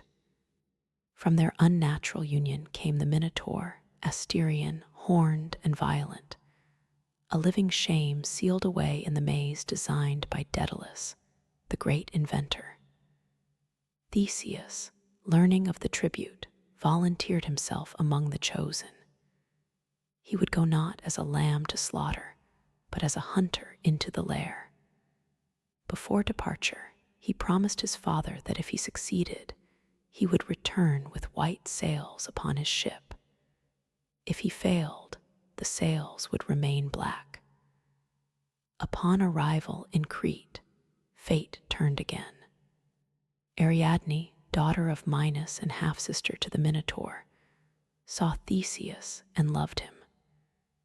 She gave him a gift, a ball of thread, a clue, and the secret to the labyrinth's winding paths. That night, Theseus entered the maze. In its dark coils, where stone turned endlessly into stone, he found the beast. They fought without words, one prince against one nightmare. Theseus, armed with skill and a sharpened blade, struck the creature down, then followed the thread back into the light. He fled with Ariadne and the freed Athenians, sailing into the Aegean. Yet love in Greek stories is never simple. On the island of Naxos, Theseus abandoned Ariadne. Some say Dionysus claimed her for his own. Others say Theseus feared what a Cretan bride might mean for an Athenian throne. She woke alone and wept beneath unfamiliar stars. Theseus continued home, but in his sorrow or forgetfulness, he failed to change the sails. From the cliffs of Athens, King Aegeus saw black on the horizon and believed his son dead. Grief-stricken, he leapt into the sea, which still bears his name, the Aegean. Now King Theseus did not rest. He unified Attica, the region around Athens, binding its villages into one city-state. He established festivals and games, temples and laws. He was a hero of governance as much as of combat. He ventured again and again into myth, fighting alongside Heracles against the Amazons, journeying to the underworld with Pirithous, his reckless friend, to steal Persephone herself from Hades. That journey ended in failure. Pirithous was swallowed by the earth, and Theseus was trapped upon the chair of forgetfulness, his memory eroded by the air of death.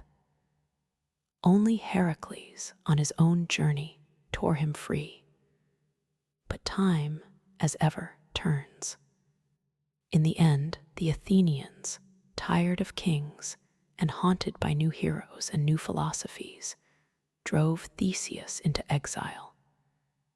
He fled to the island of Skyros, where he was betrayed by a jealous king and cast from a cliff. His bones would later be retrieved by the Athenians and buried in honor. But at the time of his death, he was alone, with no crowd, no crown, no chorus. And yet his legacy endured.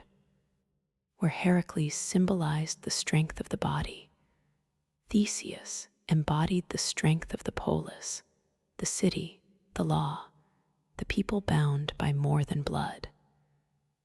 Athens would rise on his shoulders, and though it would worship Athena, it would remember the king who built its bones. Long before Troy burned and long after the Titans fell, there came a voyage unlike any other.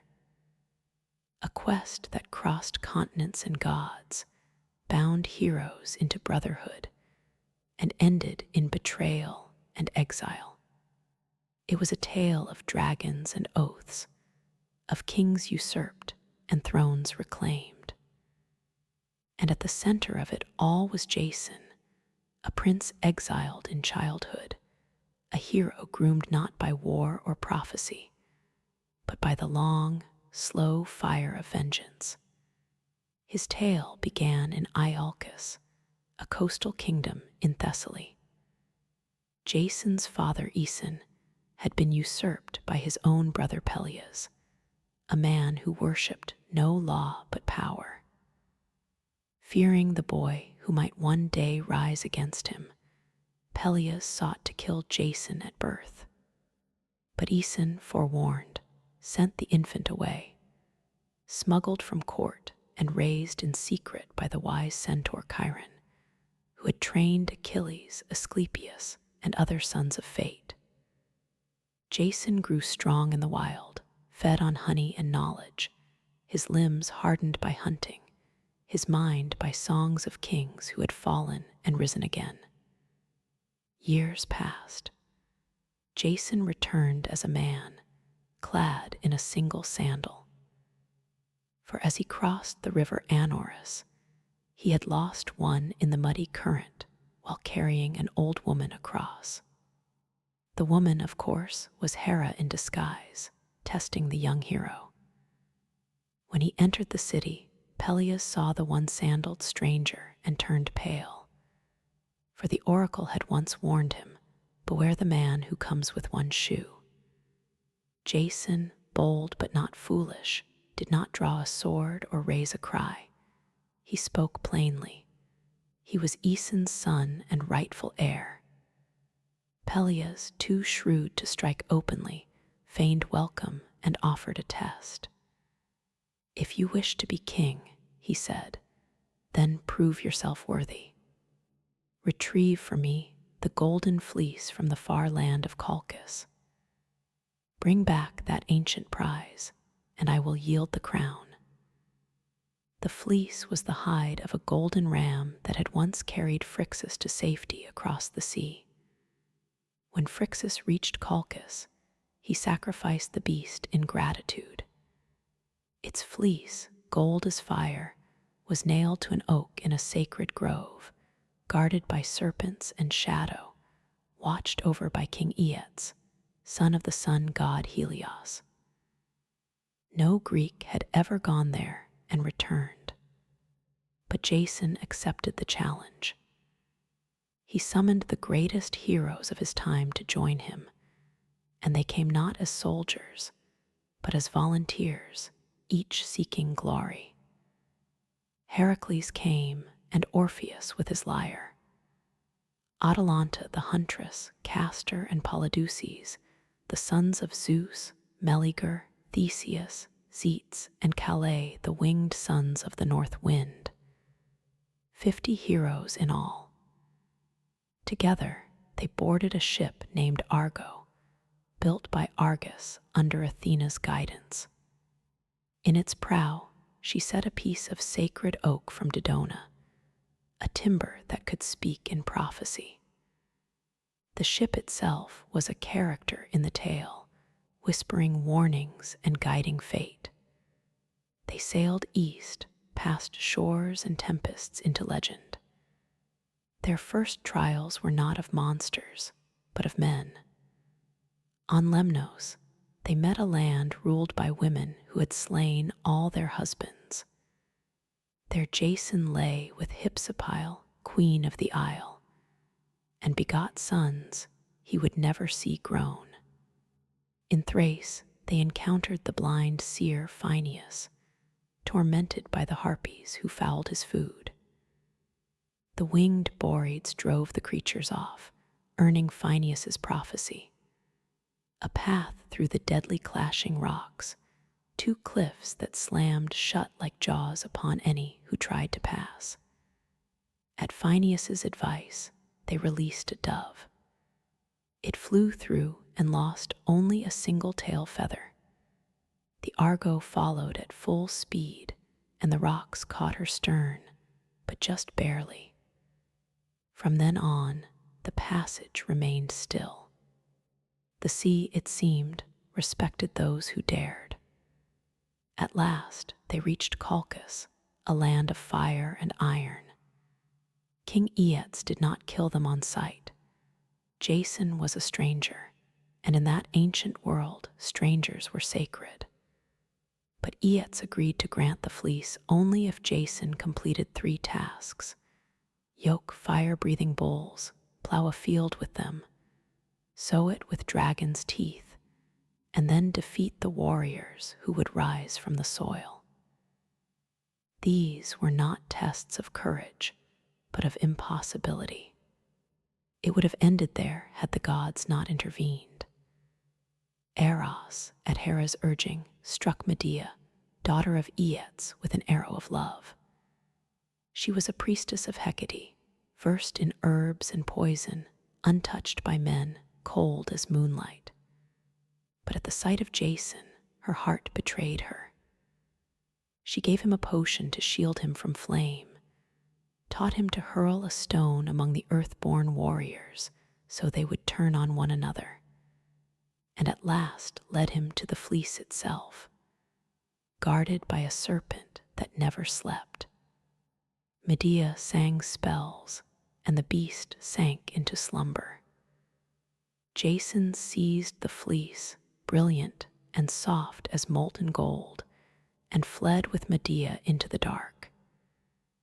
Aeates pursued them with ships, but the lovers had bought time with blood.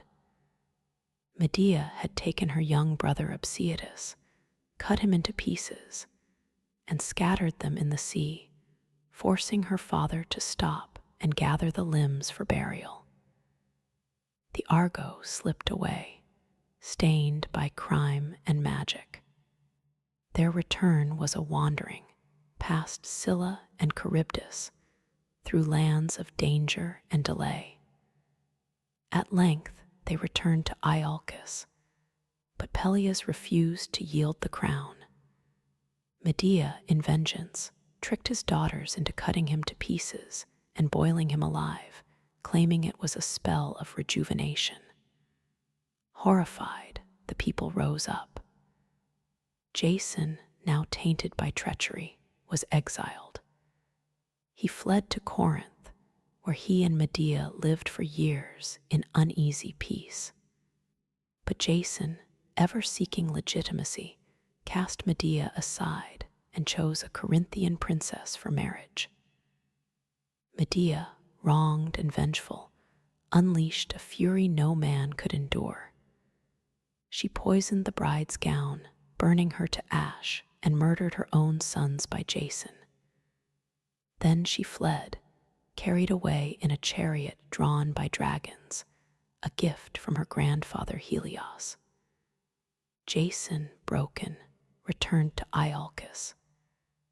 In his final days, he wandered among ruins forgotten. One day, resting beneath the Argo, now dry-docked and decaying, a beam broke loose and struck his skull. So passed the great hero, not in battle, not in glory, but in silence beneath the bones of his past. Yet the tale of Jason endured. For in the quest for the fleece, in the gathering of heroes, in love turned sour and greatness undone, Greece found one of its most enduring myths, the promise and price of ambition. There are few bloodlines in Greek myth more cursed than the royal house of Thebes, where most heroes battled monsters or sailed for distant thrones. The Theban kings fought their own kin and warred against the past itself.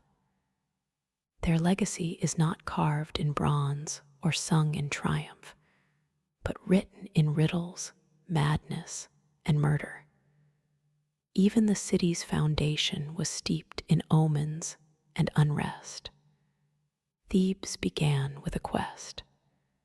Cadmus, a Phoenician prince and brother to Europa, set out to find his sister after Zeus abducted her in the guise of a white bull.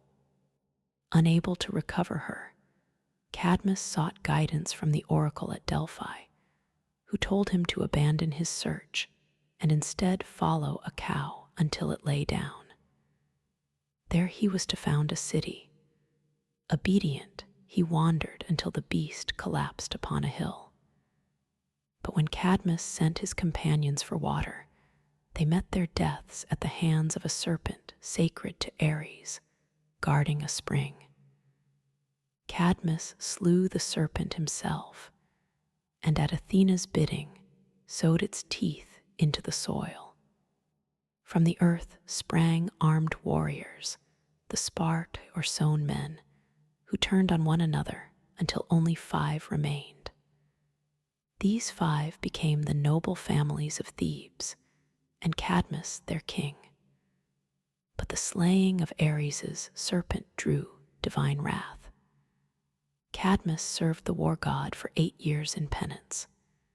He married Harmonia, daughter of Ares and Aphrodite, and the gods themselves came to their wedding. The couple received a cursed necklace forged by Hephaestus, a thing of beauty that would bring ruin to all who wore it. And so the doom of Thebes began not in hatred, but in celebration, cursed by beauty and blood. Generations passed. Cadmus's daughters would meet cruel fates. Ino went mad and threw her child into the sea. Autonoe's son Actaeon was torn apart by his own hounds after glimpsing Artemis bathing. Semele, beloved by Zeus, was tricked by Hera into demanding that he reveal his true form and died in flame. And Agave, in a frenzy of Dionysian madness, tore her own son Pentheus limb from limb, believing him to be a lion. But it was through Cadmus's great-great-grandson Laius that the true tragedy would unfold. Laius became king of Thebes and took Jocasta as his queen. Yet the gods had not forgiven the line of Cadmus. An oracle came. If Laius ever had a son, that child would kill his father and marry his mother. As in all Greek stories, the warning was not enough to prevent the sin. Laius lay with Jocasta, and a son was born. Terrified, Laius ordered the infant's ankles pierced and bound, then gave him to a servant to be abandoned on Mount Cithaeron. But the servant, pitying the child, passed him to a shepherd, who in turn delivered him to the king and queen of Corinth, Polybus and Merope, who were childless and welcomed the boy as their own. They named him Oedipus, meaning swollen foot, and never told him the truth of his blood. Oedipus grew into a clever and proud young man, but rumors of his birth reached him. Seeking truth, he journeyed to Delphi, where the oracle gave him the same prophecy once spoken to Laius, that he would kill his father and marry his mother. Horrified, believing Polybus and Merope to be his true parents, Oedipus fled Corinth, unwittingly running toward his fate. On the road, at a crossroads near Daulis, he encountered a stranger, old, proud, and imperious.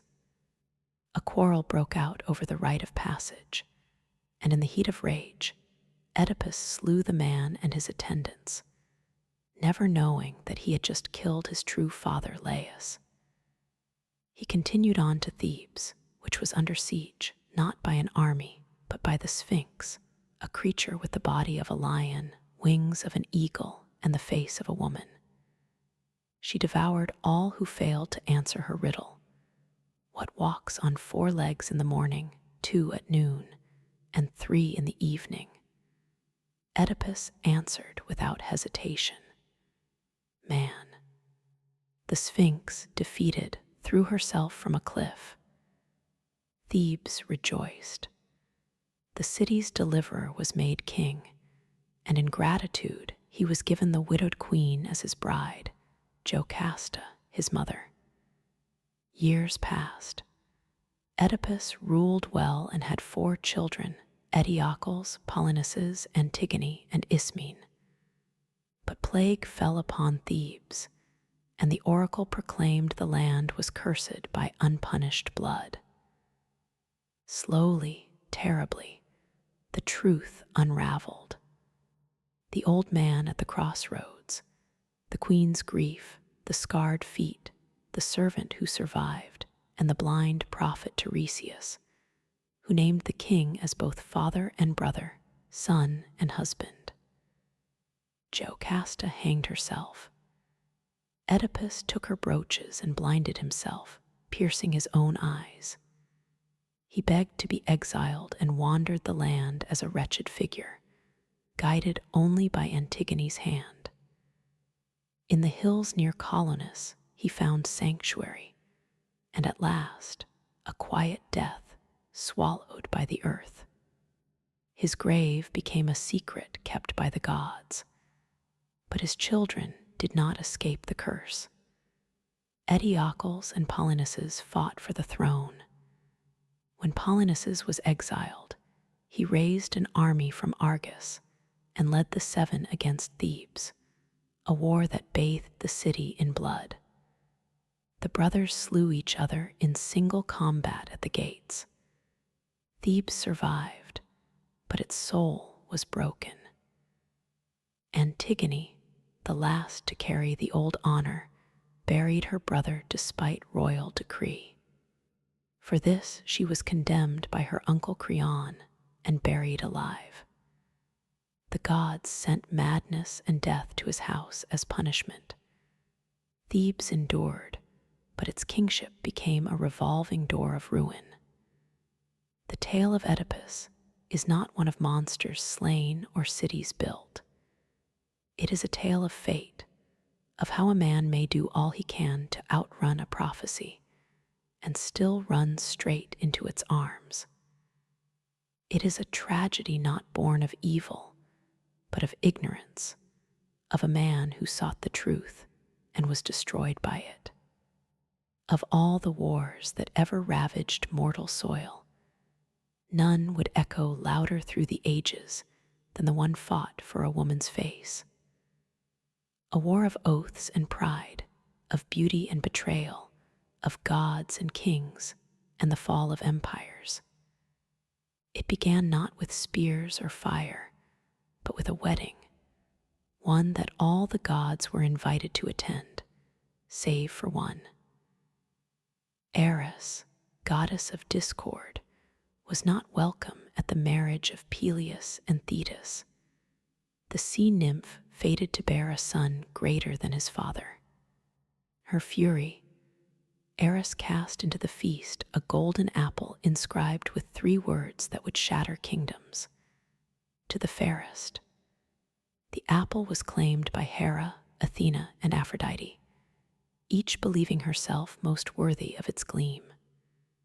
To settle the dispute, they turned to a mortal shepherd prince, Paris, son of King Priam of Troy, who had been exiled to the hills after an omen foretold he would one day burn the city of his birth. The gods brought him to judgment on Mount Ida, and one by one they offered bribes. Hera promised kingship over all men. Athena pledged wisdom and victory in war.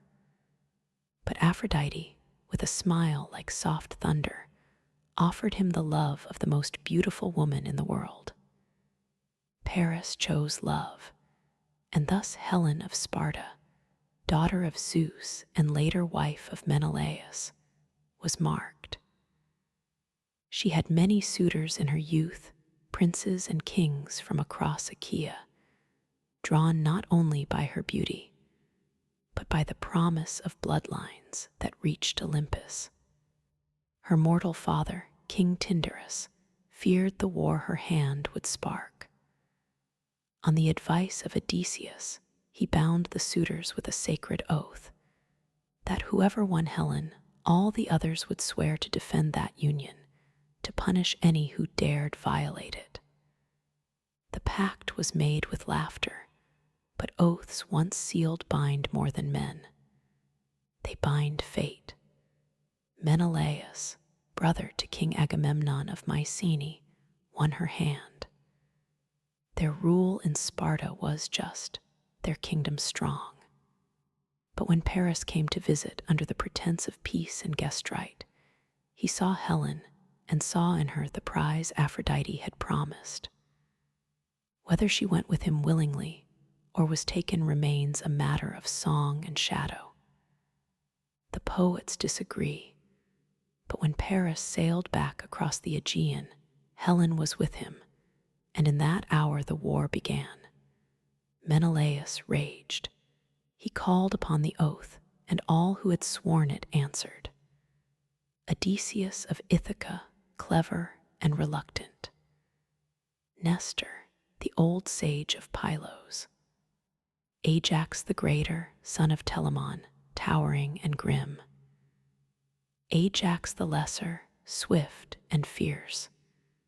Diomes of Argus, brave and battle-hungry. Idomeneus of Crete, stalwart and steady. From all the corners of Hellas they came, kings, princes, and warlords. Only two held back. Odysseus, who pretended madness, sowing salt into his fields until a clever envoy placed his infant son before the plow. And Achilles, son of Thetis, who was hidden by his mother among the daughters of Lycomedes, dressed in silk to escape a fate she foresaw. But the Greeks found him, Odysseus again, tricking Achilles with a spear and shield amid gifts of jewelry. And the boy chose war. They gathered at Aulis, a fleet of 1,000 ships, bronze gleaming and sails like thunderclouds. But the winds did not rise. The ships sat idle, and the men grew restless. The seer couches revealed that Artemis had been offended, perhaps by a boast, perhaps by a slain stag, and that only a great sacrifice would appease her. The name he spoke was Iphigenia, daughter of Agamemnon. There are stories of lies told to bring her to Aulis under the guise of marriage to Achilles, of her weeping mother Clytemnestra, of the moment the blade fell, or of a last-moment rescue, with Artemis spiriting the girl away and replacing her with a deer. But in most tellings, the blood was real, and the gods watched as the king killed his own child for the sake of war. The winds came. The fleet sailed east, and the world changed. The Greeks set foot on Trojan shores, not as raiders, but as judgment itself. For 10 years they would camp beneath the walls of Ilium, the great city ruled by Priam, defended by his sons, Hector, noble and doomed, Paris, beautiful and weak, Deiphobus, Helenus, and the others. The gods chose sides. Hera, Athena, and Poseidon stood with the Greeks. Aphrodite, Ares, Apollo, and Artemis favored the Trojans. Only Zeus tried to stay above it, but even he would bend, pulled by fate and family. This was not yet the war of Homer's Iliad, which would begin in the 10th year. But the war itself had already begun, not merely with spears and walls, but in the burning of oaths, in the breaking of trust, in the sacrifice of daughters, and the judgment of gods. It was a war born not only of love, but of pride, of divine rivalry and mortal vanity, of old curses and deeper fears.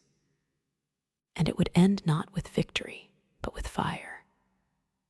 By the time Homer's Iliad begins, the war at Troy has endured for 9 long years. The Greeks, those stern-faced kings who had once come roaring across the Aegean, had settled into a grim rhythm of siege and survival.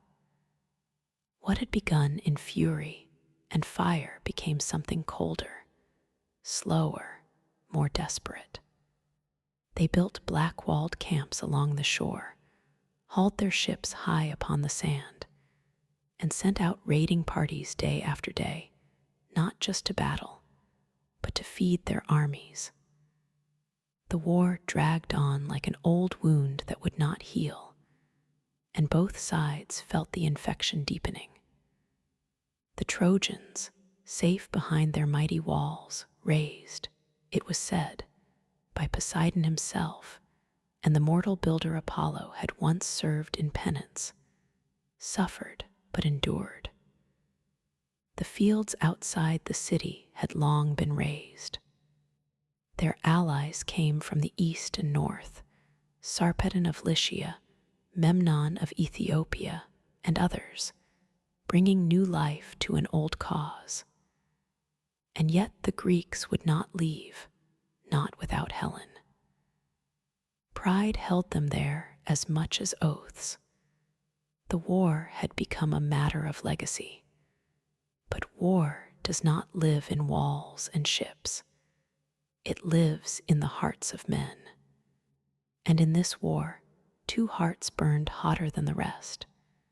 Agamemnon, king of kings, stern and imperial, and Achilles, son of Thetis and Peleus, unmatched in battle, fated to die young and determined to make that death matter. The quarrel between these two would shatter the fragile Greek alliance. It began, as so many quarrels do, over a woman. In one of many raids, the Greeks had taken captives. Among them were Chryseis, daughter of a priest of Apollo, and Briseis, a princess of Lionessus. Chryseis was awarded to Agamemnon, Briseis to Achilles. When Chryseis' father came to ransom her, bearing golden gifts and reverent words, Agamemnon scorned him. The old man prayed to Apollo, and the god answered not with fire from the sky, but with plague, a silent killer that passed from beast to man, filling the air with death. The prophet Calchas at last revealed the truth. Agamemnon, forced to surrender Chryseis to save his army, did so, but in turn demanded Briseis from Achilles as compensation. It was a slight Achilles could not endure. He rose from the council in fury, called Agamemnon a greedy coward, and swore an oath before the gods. He would no longer fight for the Greeks. Let them bleed without him. And so he withdrew to his tent, and with him went the Myrmidons, his elite warriors, silent and dangerous, forged for war. From that moment, the tide turned. Without Achilles, the Greeks began to suffer. The Trojans pressed harder. Hector, son of Priam and champion of Troy, led the charge with a quiet, noble fury. He was not Paris, who had brought the war, nor Deiphobus, who sought glory. Hector was the heart of the city, a husband, a father, a prince who carried the burden of his people, not in pride, but in duty. Day by day, the Trojans pushed the Greeks back to the sea. Ships were set ablaze. Heroes fell. Protesilaus, the first Greek to leap ashore, had died in the first skirmish. Now Patroclus, friend and companion of Achilles, watched the losses mount with growing despair. Some say Patroclus was a friend, others a lover, but all agree he was the only one who could reach Achilles in his grief and fury. When the Trojans breached the Greek defenses and threatened to burn the ships, Patroclus begged Achilles to let him fight in his stead. He wore the hero's armor, rode his chariot, led the Myrmidons into battle, and for a time the Greeks rallied. But Patroclus, flushed with borrowed glory, went too far. He reached the gates of Troy, and there he met Hector. Their duel was brutal, and it ended with Patroclus falling beneath Hector's spear. And with him fell whatever peace remained in Achilles' heart. When Achilles learned of his death, his grief shook the camp. He did not weep like a man. He howled like a storm god filled with rage and ruin. He returned to battle not for glory, not for oaths, but for vengeance. His mother Thetis brought him new armor forged by Hephaestus himself, bronze that gleamed like the sun, a shield carved with the history of the world. Then Achilles went to war. No one could stand against him. He slaughtered men by the dozen, chariots overturned, blood staining the dust. He chased Hector around the walls of Troy 3 times before they met, in single combat. Hector fought bravely, but Achilles was a fire no water could quench. He struck Hector down, pierced him through, and in rage dragged his body behind his chariot, circling the city day after day, denying the dead prince the dignity of burial. It was Priam, the old king of Troy, who brought an end to that madness. At night, guided by Hermes, he crept into the Greek camp and knelt before Achilles. He kissed the hands that had killed his son. He spoke not as a king, but as a father, and Achilles finally wept. He returned Hector's body and gave Priam safe passage. For a moment there was quiet in the war, but peace, as always, was fleeting. Achilles would not survive the war. A poisoned arrow, some say fired by Paris, others guided by Apollo, struck his heel, the only vulnerable part of him. He died in the dust, young and unmatched, and the war dragged on without him. The Iliad ends not with the fall of Troy, but with a funeral and a shared grief. Yet the war still loomed. The gods were not finished, nor were the Greeks. The wooden horse had not yet been carved, the gates had not yet opened, but the blood had been spilled, and the tide would soon turn. The war had bled the land dry. 10 years of siege had turned warriors into husks, kings into ghosts, and heroes into memories. Troy, once golden, stood behind its walls like an old lion surrounded by wolves. The sons of Priam had fallen one by one. Hector, the shield of the city, laid low by Achilles. Troilus, struck down while still a boy. Polydorus, slaughtered in betrayal. The Trojans fought with the desperation of men defending not just stone but history.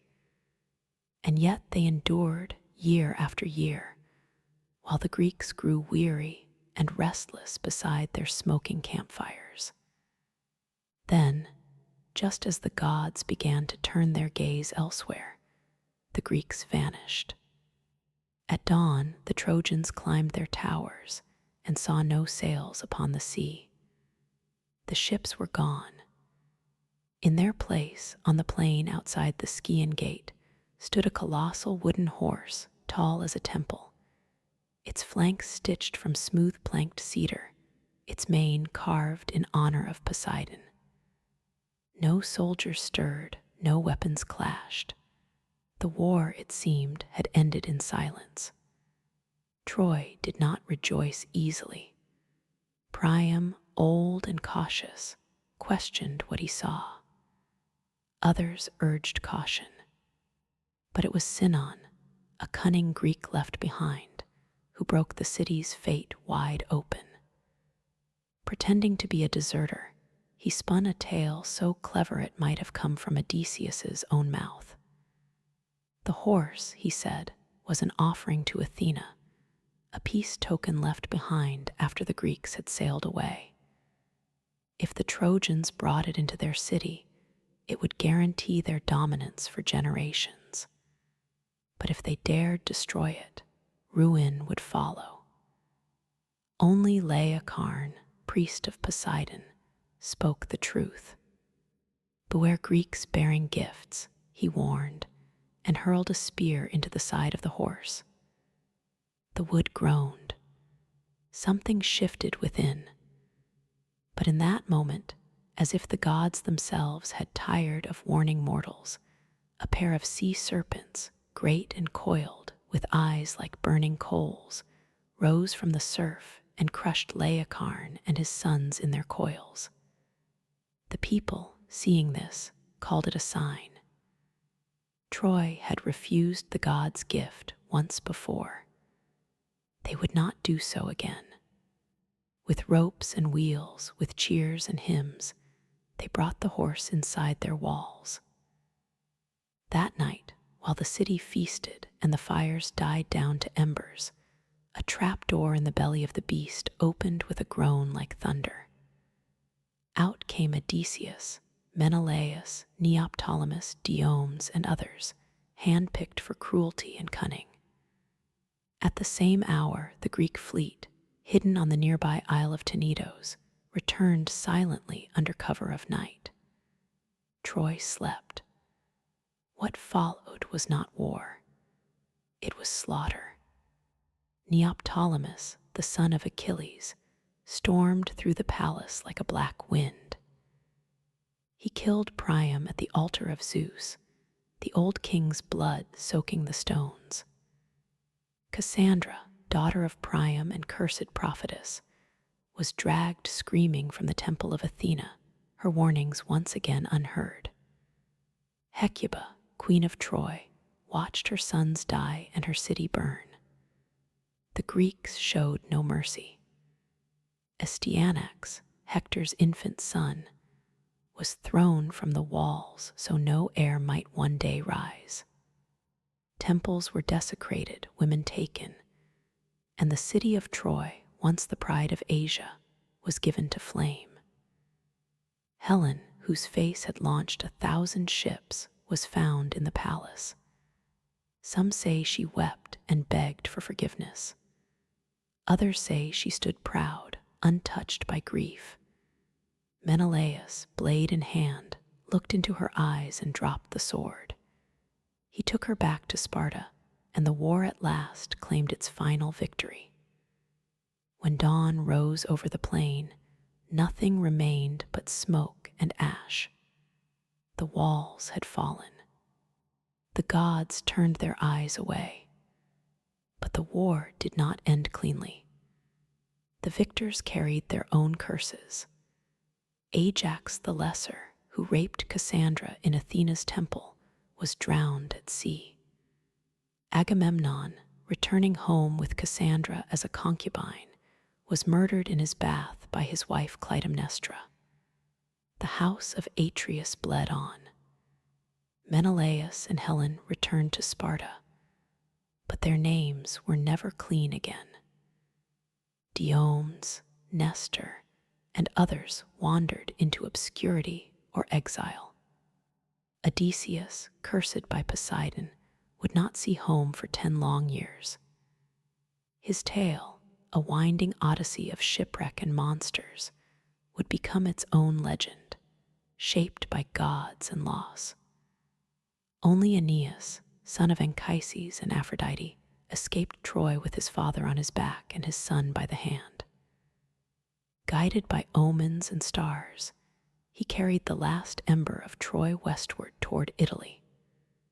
From his blood, so the Romans would later claim, came Romulus, Remus, and an empire even mightier than Troy. The fall of Troy was not just the end of a city. It was the end of an age, the heroic age, where men dined with gods, where glory mattered more than peace, and where fate was carved into flesh and stone. The wooden horse, the fire, the betrayal, the mourning women, these were the final notes of a song that began with an apple and ended in ruin. The walls that had defied 10 years of siege fell in a single night, and the ashes of Troy drifted out to sea, borne on winds that did not care who had won. And so the story fades slowly, like embers cooling in the night. The gods watched, and the world turned, and mortals slept beneath the stars, dreaming of heroes long gone. Good night, dear listener. May your dreams be peaceful, and may the ancient stories guide you gently into rest. But if you're still listening, I'll stay a little longer.